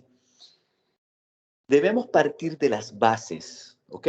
Para poder entender esta situación. Si nosotros tenemos un grado de comprensión deficiente de esto, vamos a tratar de lograrlo hacer, ¿verdad? Y nosotros saber qué es esa vaina de la perfusión de los tejidos y qué pasa y cómo la célula le entra el oxígeno y de dónde sale ese ácido láctico, ¿ves? Y yo porque un paciente que está en shock le mido el lactato a ver cómo está. Dice, sí, porque si está en shock y está hipoperfundido, seguramente está elevando ácido láctico y esa vaina yo la puedo medir, ¿sí? Yo no soy médico de UCI, yo no soy internista, yo no manejo esta vaina al dedillo, yo lo que les estoy diciendo es la plastilina, pero es que a veces ni la plastilina. Bueno, después de emocionarme con el discurso, yo los muevo a lo siguiente, que ahorita que terminemos esto, ¿verdad? Nosotros podamos entender, leer un poquito esta vaina. Cuando yo le hablé a la monitora, le dije, ven acá, vamos a tratar de ver el tema sepsis, pero yo en alguna parte se perdió la jugada, porque yo le dije, ven acá, vamos a hacer un repaso de líquidos y electrolitos. Porque es que si nosotros entendemos, ahora no es entenderlo, no joda, como para que yo entonces sepa exactamente cómo es que se hace la reposición de potasio, de sodio, yo cojo unos gases arteriales al derecho y al revés. Espérate, no lleguemos todavía porque es imposible que lleguemos allá, pero por lo menos nosotros saber cómo somos nosotros, cómo estamos formados de agua, 60 de lo que somos, nosotros somos un 60% agua, cómo está distribuida esa agua, cuánto en el espacio intracelular, cuánto en el espacio intersticial, cuánto en el espacio intravascular. Esas son vainas súper recontra necesariamente básicas, ¿verdad? Porque cuando yo estoy hablando de shock, estoy hablando del paciente hipoperfundido, yo estoy hablando de fluidoterapia y todo esto que dicen, y yo les pregunto, ven acá, ese líquido, ¿dónde lo estoy poniendo? ¿Cómo así que dónde lo estoy poniendo, doctor? No entiendo la pregunta. Sí. Ese Harman que yo estoy administrando, ¿a dónde va? Al organismo, doctor. Sí, bestia, pero ¿en qué parte? ¿En qué compartimento? Ya me entiendes. Pero como el man no tiene en su mente que somos 60% agua y así a grandes rasgos, 40% es intracelular, el otro 20% es extracelular y de ese 20%, 15 es intersticial y 5 vascular. Cuando uno entiende eso, dice, ah, caramba. O sea que yo voy a pretender reanimar a este man y meterle líquido justo en el espacio más chiquito, el que es el 5%. Sí, maestro, eso es justamente lo que estás haciendo. Ah, óyeme acá, ¿y esa agua para dónde coge? Entonces tiene que salir del vaso, tiene que ir al intersticial y tiene que pasar a la célula, ¿verdad? Ah, caramba. Ven acá, ¿y esa vaina de bulimia qué es? ¿Ya? Esa es la sangre que nosotros tenemos. Bueno, sí, podría ser. Entonces, chicos, yo lo que los quiero motivar es a que podamos entender las bases de esto, porque si no, todo esto está perdido, ¿oíste? Y no vamos a poder entender la jugada. Me disculpan la cháchara, sigamos con sepsis. ¿Se aburrieron o todavía están ahí? Hola. Aquí estamos, doctor. Aquí estamos. Ok, bueno, dale. Volvamos otra vez a lo de sepsis. Pero ¿me entendieron lo que quise decir? Sí, doctor, por favor, no lo repita más. Nos quedó claro. Bueno, perfecto. Bueno, sigamos con el tema de la sepsis. Bueno, continuando lo que sería con el tema de sepsis abdominal, como primera instancia tenemos que pues sepsis es el foco de infección localizada y la sepsis abdominal pues va a ser esta respuesta que va a estar desencadenada pues por un proceso infeccioso en la cavidad abdominal. También encontramos que esta infección pues va a ser propiciadora y desencadenante de los diferentes mediadores inflamatorios y citocinas que a largo plazo o cuando esta infección pues no logra ser controlada por el sistema inmunológico va a desencadenar lo que sería el SIRS, que es el síndrome inflamatorio de respuesta sistémica. Síndrome inflamatorio de respuesta sistémica, en cual ya esta infección se va a dar a manera más sistemática en todo el organismo y ocasionando así que el sistema inmunológico no pueda controlarla, llevando a estos pacientes a lo que sería una falla orgánica múltiple. Siguiente, por favor. Bueno, cuando entramos a hablar de sepsis abdominal también, estos pacientes pues llegan al centro hospitalario pues con una alteración del estado mental.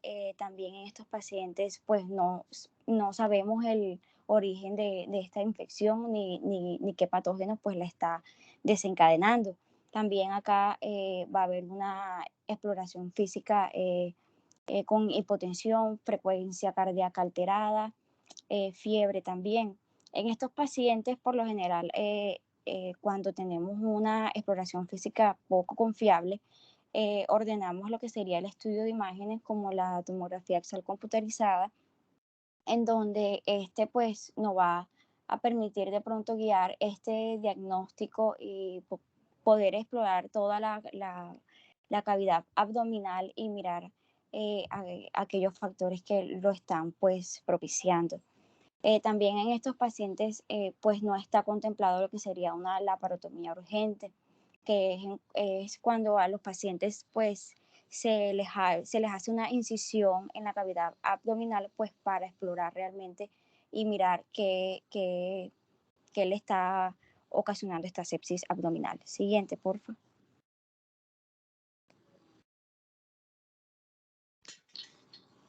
Bueno, cuando tenemos que tener unos conceptos claros, por ejemplo, lo que sería contaminación intraabdominal, infección intraabdominal, peritonitis. Espera. El concepto claro, no te entendí lo que dijiste a continuación. ¿Qué cosa abdominal, perdona, se te cortó? Contaminación intraabdominal. Fue lo que dije, que se los voy a definir acá seguidamente. Dale, yo te estoy escuchando, dale. Por ejemplo, cuando entraríamos a hablar de una contaminación intraabdominal, pues esto va a ser, por decir, la presencia del microorganismo en esta cavidad peritoneal. Esto pues va a ocurrir antes de que se haya desarrollado toda la invasión tisular por el microorganismo.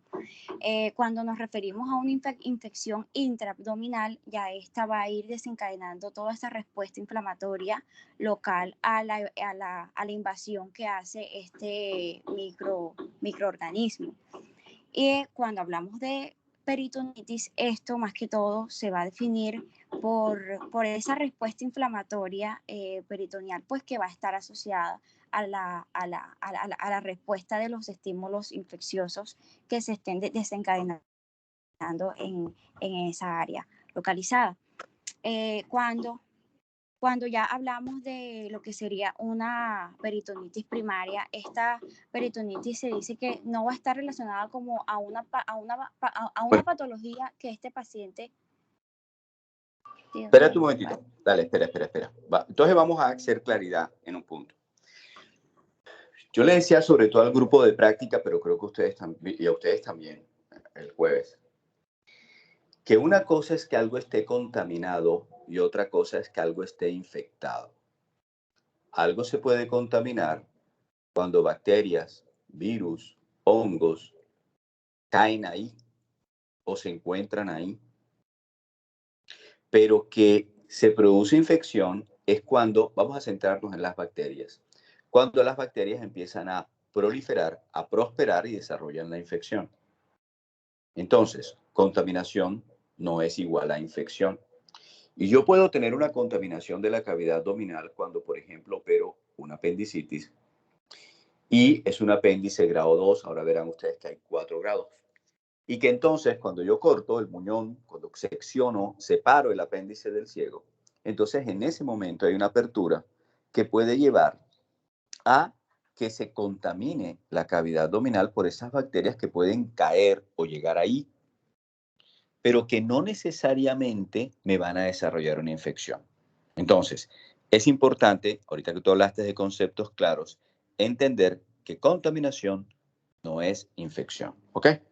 Ahora bien, tú hablas de peritonitis, entonces uno se preguntaría, ¿qué es peritonitis? ¿Y tú qué nos dirías sobre qué es peritonitis?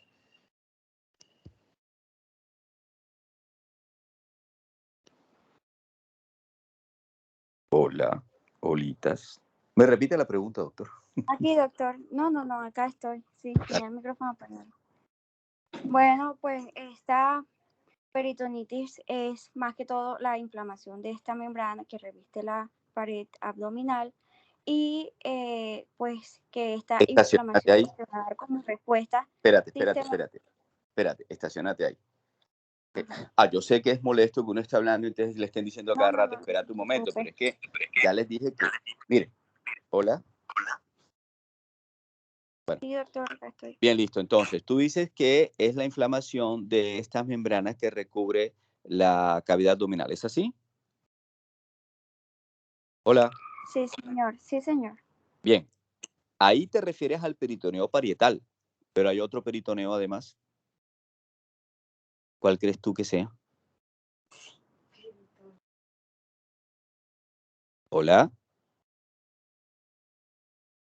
Yo les juro que el día...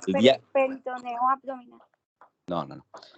Yo les iba a decir que les juro que el día que podamos estar presenciales lo voy a dar gracias a Dios, porque esta vaina es particularmente difícil a través de esta vaina. Pero bueno, hagamos lo posible. Entonces pare bola. Será, doctor.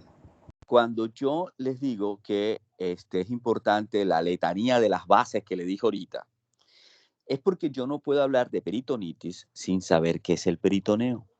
Porque no lo voy a entender, lo voy a repetir como loro y lo repetiré como loro hasta que mi memoria me falle, que será en la noche, mañana.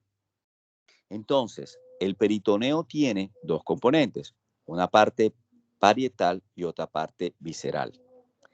Voy a volver otra vez a la letanía. Pero ¿qué sucede si nosotros, desde el punto de vista cuando vimos anatomía y esas cosas, algo nos quedó de esa vaina? Y uno dice, bueno, yo sé que hay uno parietal que tapiza la pared del abdomen y uno visceral. Cuando estuvimos en el único día de rotación que pudimos hacer el día lunes, entonces estábamos en Clínica Misericordia y estaba Sebastián, estaba Rivadeneira, estaba Vanessa y la otra que ahora no me acuerdo y ahora no se me vaya a enojar. Bueno, en todo caso, los 4 que estábamos ahí. Elmo, muy bien. me caes bien, mono.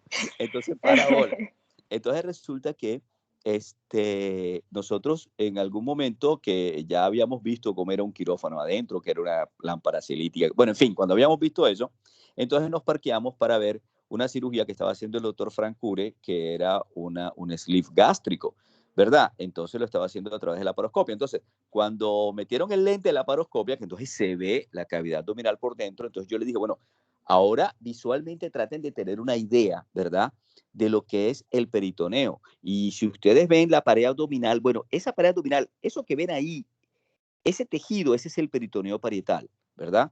Y lo que está recubriendo ese estómago que estamos viendo es el peritoneo visceral. Y cuando Frank cogió y liberó la curvatura mayor del estómago, cayó al sitio o entró al sitio donde está el páncreas, y eso es el retroperitoneo.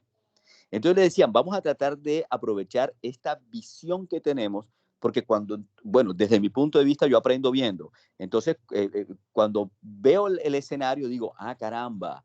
Entonces yo miro así, porque entonces cuando yo estoy dando la clase, entonces les digo, miren, vamos a imaginarnos esta habitación, ¿verdad? Bueno, la habitación donde estemos. Imagínense en la que ustedes están. Ahora empiecen a mirar el techo, la pared y el piso. Ahora imagínense que ese techo, esa pared y ese piso están recubiertos de una membrana, de un pedazo de plástico, lo que ustedes quieran hacer el símil. Eso es el peritoneo parietal. Y ahora imagínense que ustedes que están sentados en esa habitación son un pedazo de tripa. El intestino delgado, el intestino grueso, un pedazo, el que ustedes quieran, ¿ya? El que más les guste. Imagínense que esa membrana que está cubriendo las paredes también los cubrieran a ustedes. Entonces ustedes se dan cuenta cómo hay una membrana que está pegada a la pared y otra membrana que está pegada a los órganos intraabdominales. En este caso, ustedes. Y entonces ustedes se imaginan que esa membrana que cubre las paredes y que los cubre a ustedes es una membrana que tiene una capacidad de difundir líquidos, electrolitos, toxinas, ¿verdad?, a través de ella. Tanto que los pacientes que se dializan, una de las formas de dializarlos es hacerles diálisis peritoneal. Meten dentro de esa cavidad un líquido que es una resina de intercambio, y ese líquido en contacto con el peritoneo logra extraer los azoados que el riñón no logra eliminar. Entonces, dense una idea de la capacidad de absorción y de secreción que tiene esa membrana. Es una membrana activa, ¿verdad? De una manera impresionante. Y si además de eso yo sé que esa membrana, la inervación es diferente, la que está tapizando la pared de la que me está tapizando a mí. Y eso va a ser muy importante para cuando veamos apendicitis y entendamos o tratemos de entender por qué el dolor de la apendicitis migra. Pero ahora quedémonos nada más en esas dos hojas peritoneales, la parietal y la visceral. Ahora bien, imagínense entonces que para que nuestro organismo funcione bien, esa habitación en la que ustedes están tiene que estar limpia, tiene que estar barrida, trapeadita, ¿oíste? Toda muy bien, ¿ok? Ahora vamos a imaginarnos que eso que debe estar así, yo me corto el brazo, me abro, ¿ok? Y empieza a salir cosas de dentro de mí y que, mierda, ensuciaron el cuarto cuadro. Pongámonos más pesados. La persona no le abrieron nada, la persona se orinó el cuarto. Y vayamos para el número 2 y nos ponemos más pesados todavía. ¿Qué les quiero decir con esto? Si para nosotros funcionar necesitamos que eso esté limpio, imagínense qué pasa cuando se ensucia, ¿ok? Y esa capacidad que tiene esa membrana peritoneal de que a través de ella difunden muchas cosas, las infecciones a nivel del peritoneo vuelan, entran, se vuelven sistémicas rapidito, ¿ya? Y por eso una peritonitis es tan peligrosa. Tienes una amplia superficie de absorción donde se está absorbiendo lo que todo ese mugre que cayó ahí. Ahora podemos definir mugre como que se abrió el colon y cayó materia fecal, para poner siempre el más puerco de todos, ¿verdad? Y que entonces las bacterias cayeron ahí, donde no deberían estar, ¿sí? Pero vamos a suponer que eso ocurrió en el transcurso de una cirugía y que obviamente el cirujano se dio cuenta que eso cayó ahí y lo lavó, ¿oíste? Y cerró el orificio por donde estaba saliendo eso y ayudó al paciente, ¿verdad?, administrando el antibiótico y haciéndole el soporte de las medidas generales que necesita.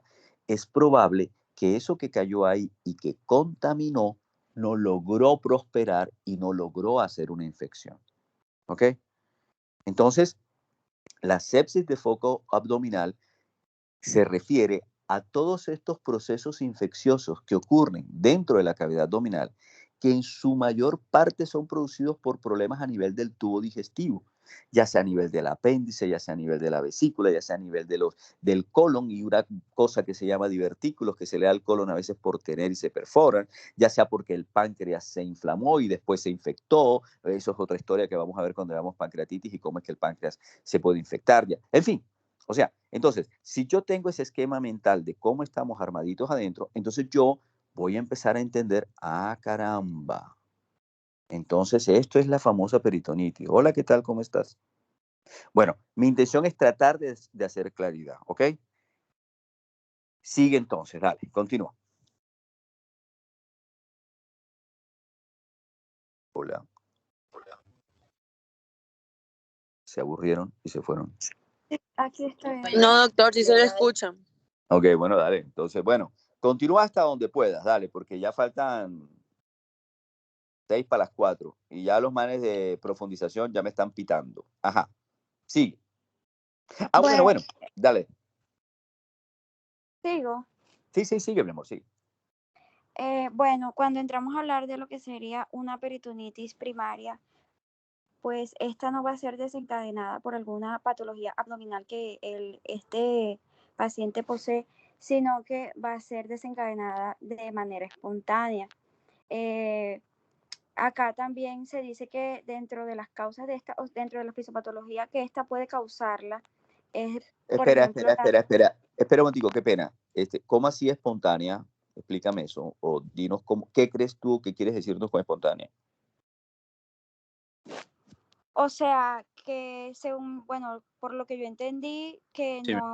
no la desencadena una patología como tal, o no es desencadenada por una intervención de pronto quirúrgica.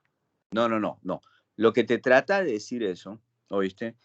Es que a lo contrario de la secundaria, no ocurre porque hubo un apéndice que se inflamó y se perforó, una vesícula que se inflamó, un divertículo que se perforó. ¿Sí me explico? Pero Sí. al ser, o sea, el hecho de que sea primaria no significa que sea espontánea. ¿Sí me explico? O sea, hay un proceso infeccioso.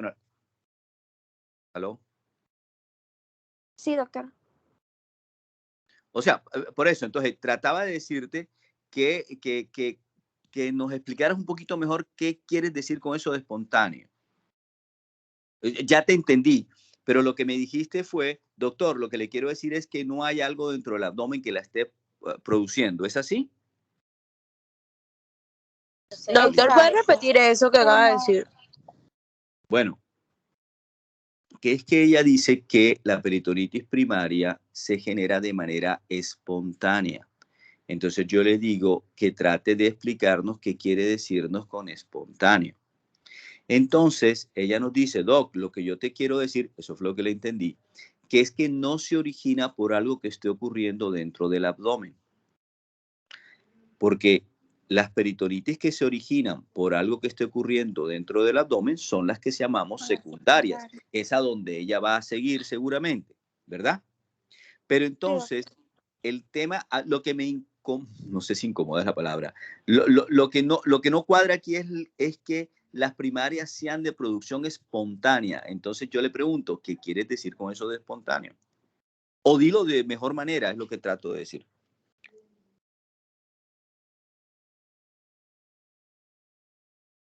Hola. Sí, aquí estoy, doctor. Estoy tratando de organizar la idea. Doctor. Dime. ¿No sería como una lesión que es discernible dentro de la cavidad abdominal? No es. Ahora no entiendo lo de discernible. No entendí esa palabra. Yo sé lo que es discernir. Los evangélicos la usan mucho, pero en este caso en particular no sé qué quieres decir con discernible. O sea, por ejemplo, una infección ya sea de sangre o del tracto genital o femenino, por una diálisis peritoneal, así. Empezaste diciendo una infección, ¿de qué dijiste al principio, Dale? Ya sea sangre o del tracto genital femenino. Ok, ven. Listo. ¿Cómo es el tema de la sangre? ¿Qué podrías tú decirnos de eso de la sangre?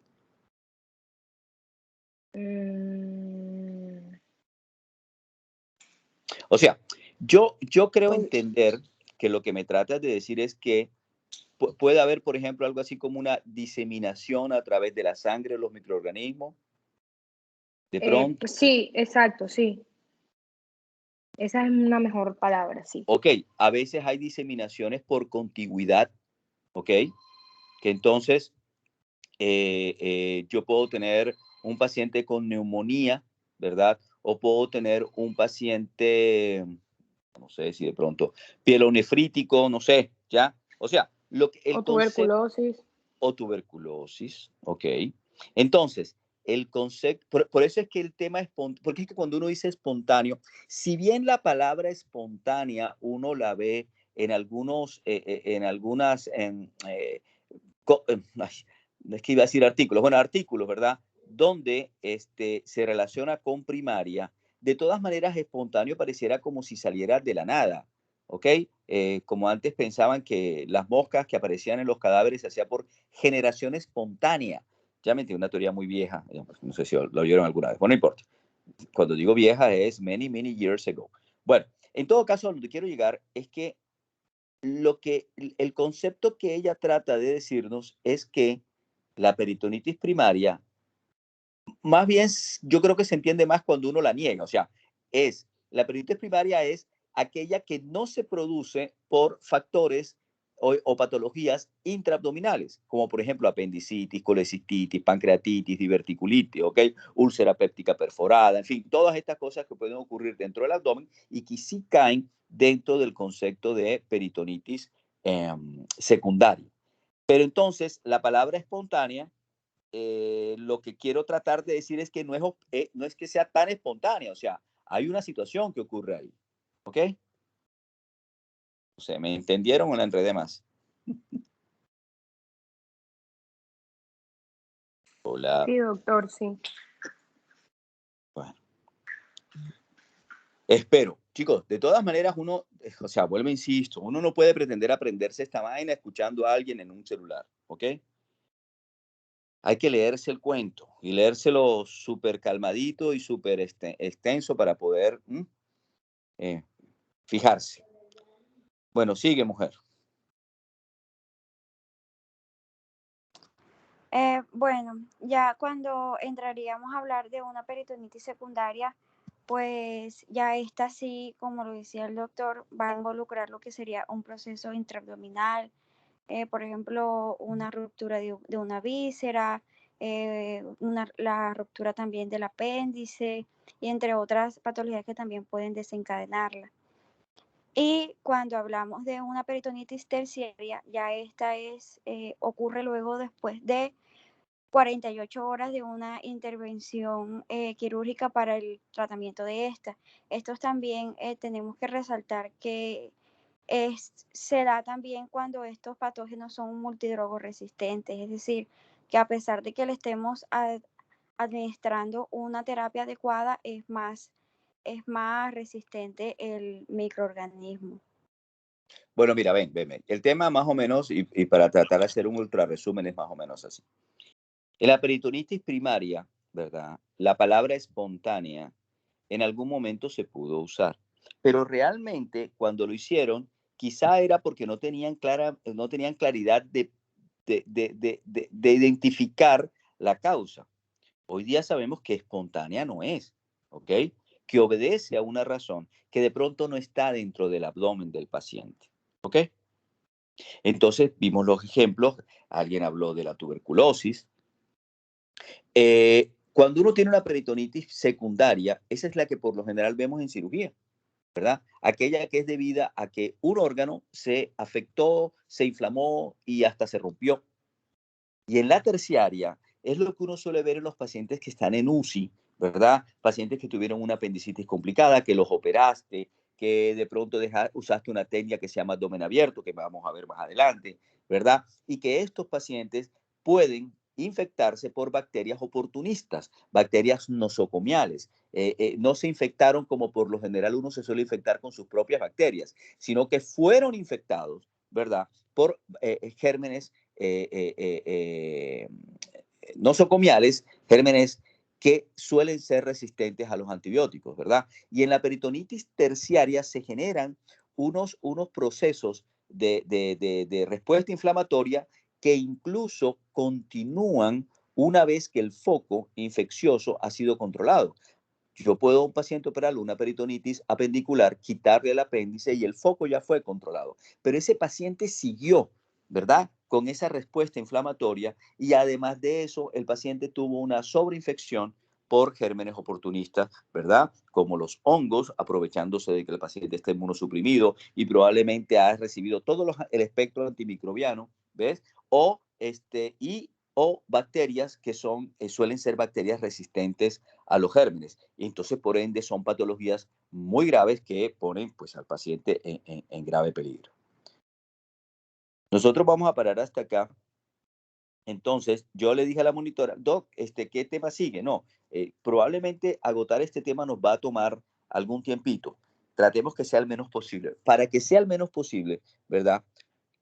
Los motivo a que hoy lean esto que nosotros vimos acá, ¿ok? Se sienten, lo estudien, traten de comprenderlo.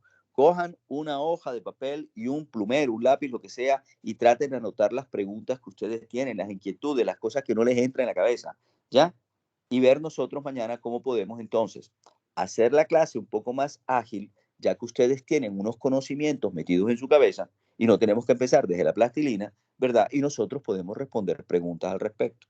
¿Les parece? Vamos a tratar, esta es la primera clase.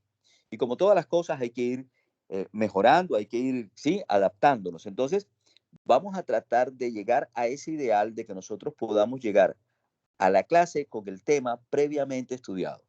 En gran medida, bueno, previamente estudiado, ojalá fueran todos, ¿ya? Y que nosotros, cuando lleguemos a la clase y empiece el grupo expositor, incluso ustedes mismos puedan hacer correcciones. O incluso ustedes mismos, que lo más importante, hagan preguntas sobre, Doc, yo no entiendo muy bien cómo es esa vaina de peritonitis primaria. Mira, me tiré, no jodas, 2 horas leyendo los cuadros, dejé de verme la novela, pero no lo entiendo. Así que a ver si tú como con plastilina de pronto logras que entiendan. Con el mayor gusto, para eso estoy acá. ¿Oyeron? Entonces mañana continuamos con esto. En lo posible iniciamos a las 2. En lo posible conéctense todos rapidito. Dime, mujer. ¿De qué bibliografía nos recomienda que leamos el tema? ¿Verdad? Esa pregunta es bacanísima. ¿De qué bibliografía quiere usted que leamos? Pues madre, como si leyeran. Ey, no, métete a Google, Mónica. Ya, y léete lo que diga de peritonitis primaria y secundaria. Ponle académico al lado, ¿oíste? Y léete un artículo que aparezca ahí, que siempre en los artículos, ¿verdad? Al principio aparece una introducción, ¿verdad? Y un contexto en el que está el asunto, ¿verdad? Pero si tú te pones pesada con eso, yo entonces me tengo que poner académico, decirte, te sugiero que leas Schwartz, ¿ok? Savinston. Ok. O sea, te estoy hablando de la literatura clásica, pero mira, hoy día nosotros tenemos de poder acceder a la información rapidito, la tenemos en la palma de la mano, ¿sí me entiendes? Está ahí, o sea, no hay que escarbar mucho para encontrarla, ¿oíste? Pon peritonitis primaria, el primer artículo que te aparezca, o sea, de un artículo decente, no vas a ver el rincón del vago, ¿sí me entiendes? Léete esa vaina y te aseguro que si la lees y la comprendes vas a entender. Y tú puedes encontrar las bases en un libro de cirugía como Schwartz, ¿oíste? Listo, doctor. Gracias. Doctor, una preguntita, disculpe. Todas, dime. Doctor, mire, nosotros somos el segundo grupo de exposición también, pero en lo que usted nos mandó, usted nos dijo que habláramos primero de la fisiología de líquidos y electrolitos, pero antes hablamos de shock. Pero ya el grupo pues de hoy, digamos que hizo un enfoque al shock, entonces yo no sé, o sea, nosotros no sabemos bien, o sea, estamos preparando la exposición, pero no sabemos bien en base a qué enfocarlo, porque o sea, no tenemos con claridad qué es lo que vamos a hablar. Listo, para bola. Cuando mandé eso, la idea era de que habláramos primero de líquidos electrolitos, luego shock y luego pudiéramos hablar de sepsis para poder entender. ¿Oíste? Lo hicimos al revés, no hay problema. ¿Sabes por qué? Porque nunca será suficiente el hablar de líquidos y electrolitos, ¿ok? Lo vamos a tener que atender una y varias veces durante este semestre. Cuando nosotros estemos hablando de hemorragias y de shock hipovolémico, vamos a remitirnos al concepto de líquidos y electrolitos. Cuando estemos hablando de pancreatitis y el desequilibrio electrolítico que puede ser, vamos otra vez sobre la carga. Porque la pancreatitis, el manejo es líquidos, ¿ok? Entonces vamos necesariamente a volver otra vez sobre el tema. Así que este tema lo vamos a tocar muchísimas veces, así que no importa si ahorita aquí mencionaron el tema shock, ¿verdad? Mencionaron, y ustedes entonces van a ser un poquito más específicos, ¿ok? Eso que yo les dije de cómo se distribuye el agua en el cuerpo, los diferentes compartimentos y cómo son los desequilibrios electrolíticos, ¿verdad? De volumen, de concentración, de distribución. Esas tres cosas las tenemos que tener en nuestra mente. Si nosotros sabemos cuánta agua tenemos, cómo la tenemos repartida y los desequilibrios, ¿verdad? Que se presentan a nivel electrolítico, ¿verdad? En cuanto a volumen, concentración y distribución. Y si quieres te dejo la de volumen y concentración. La madre que entendemos un montón de cosas con esa base tan, desde mi óptica, fácil de entender. Entonces, cuando vayas a hablar de líquidos electrolitos, vas a hablar de eso. ¿Oíste? ¿Me entendiste? Sí, doctor. Muchísimas gracias. Muy amable. Así es. Dale. Y bueno, mañana seguimos con lo de sepsis porque así fue como comenzamos y después ustedes hablan y te vas a dar cuenta que lo vamos a tocar un montón de veces durante el semestre, ¿oíste? Listo, doctor. Muchísimas gracias. Listo. Bueno, entonces nos vemos mañana a las 2. Traten de conectarse todos al mismo tiempo.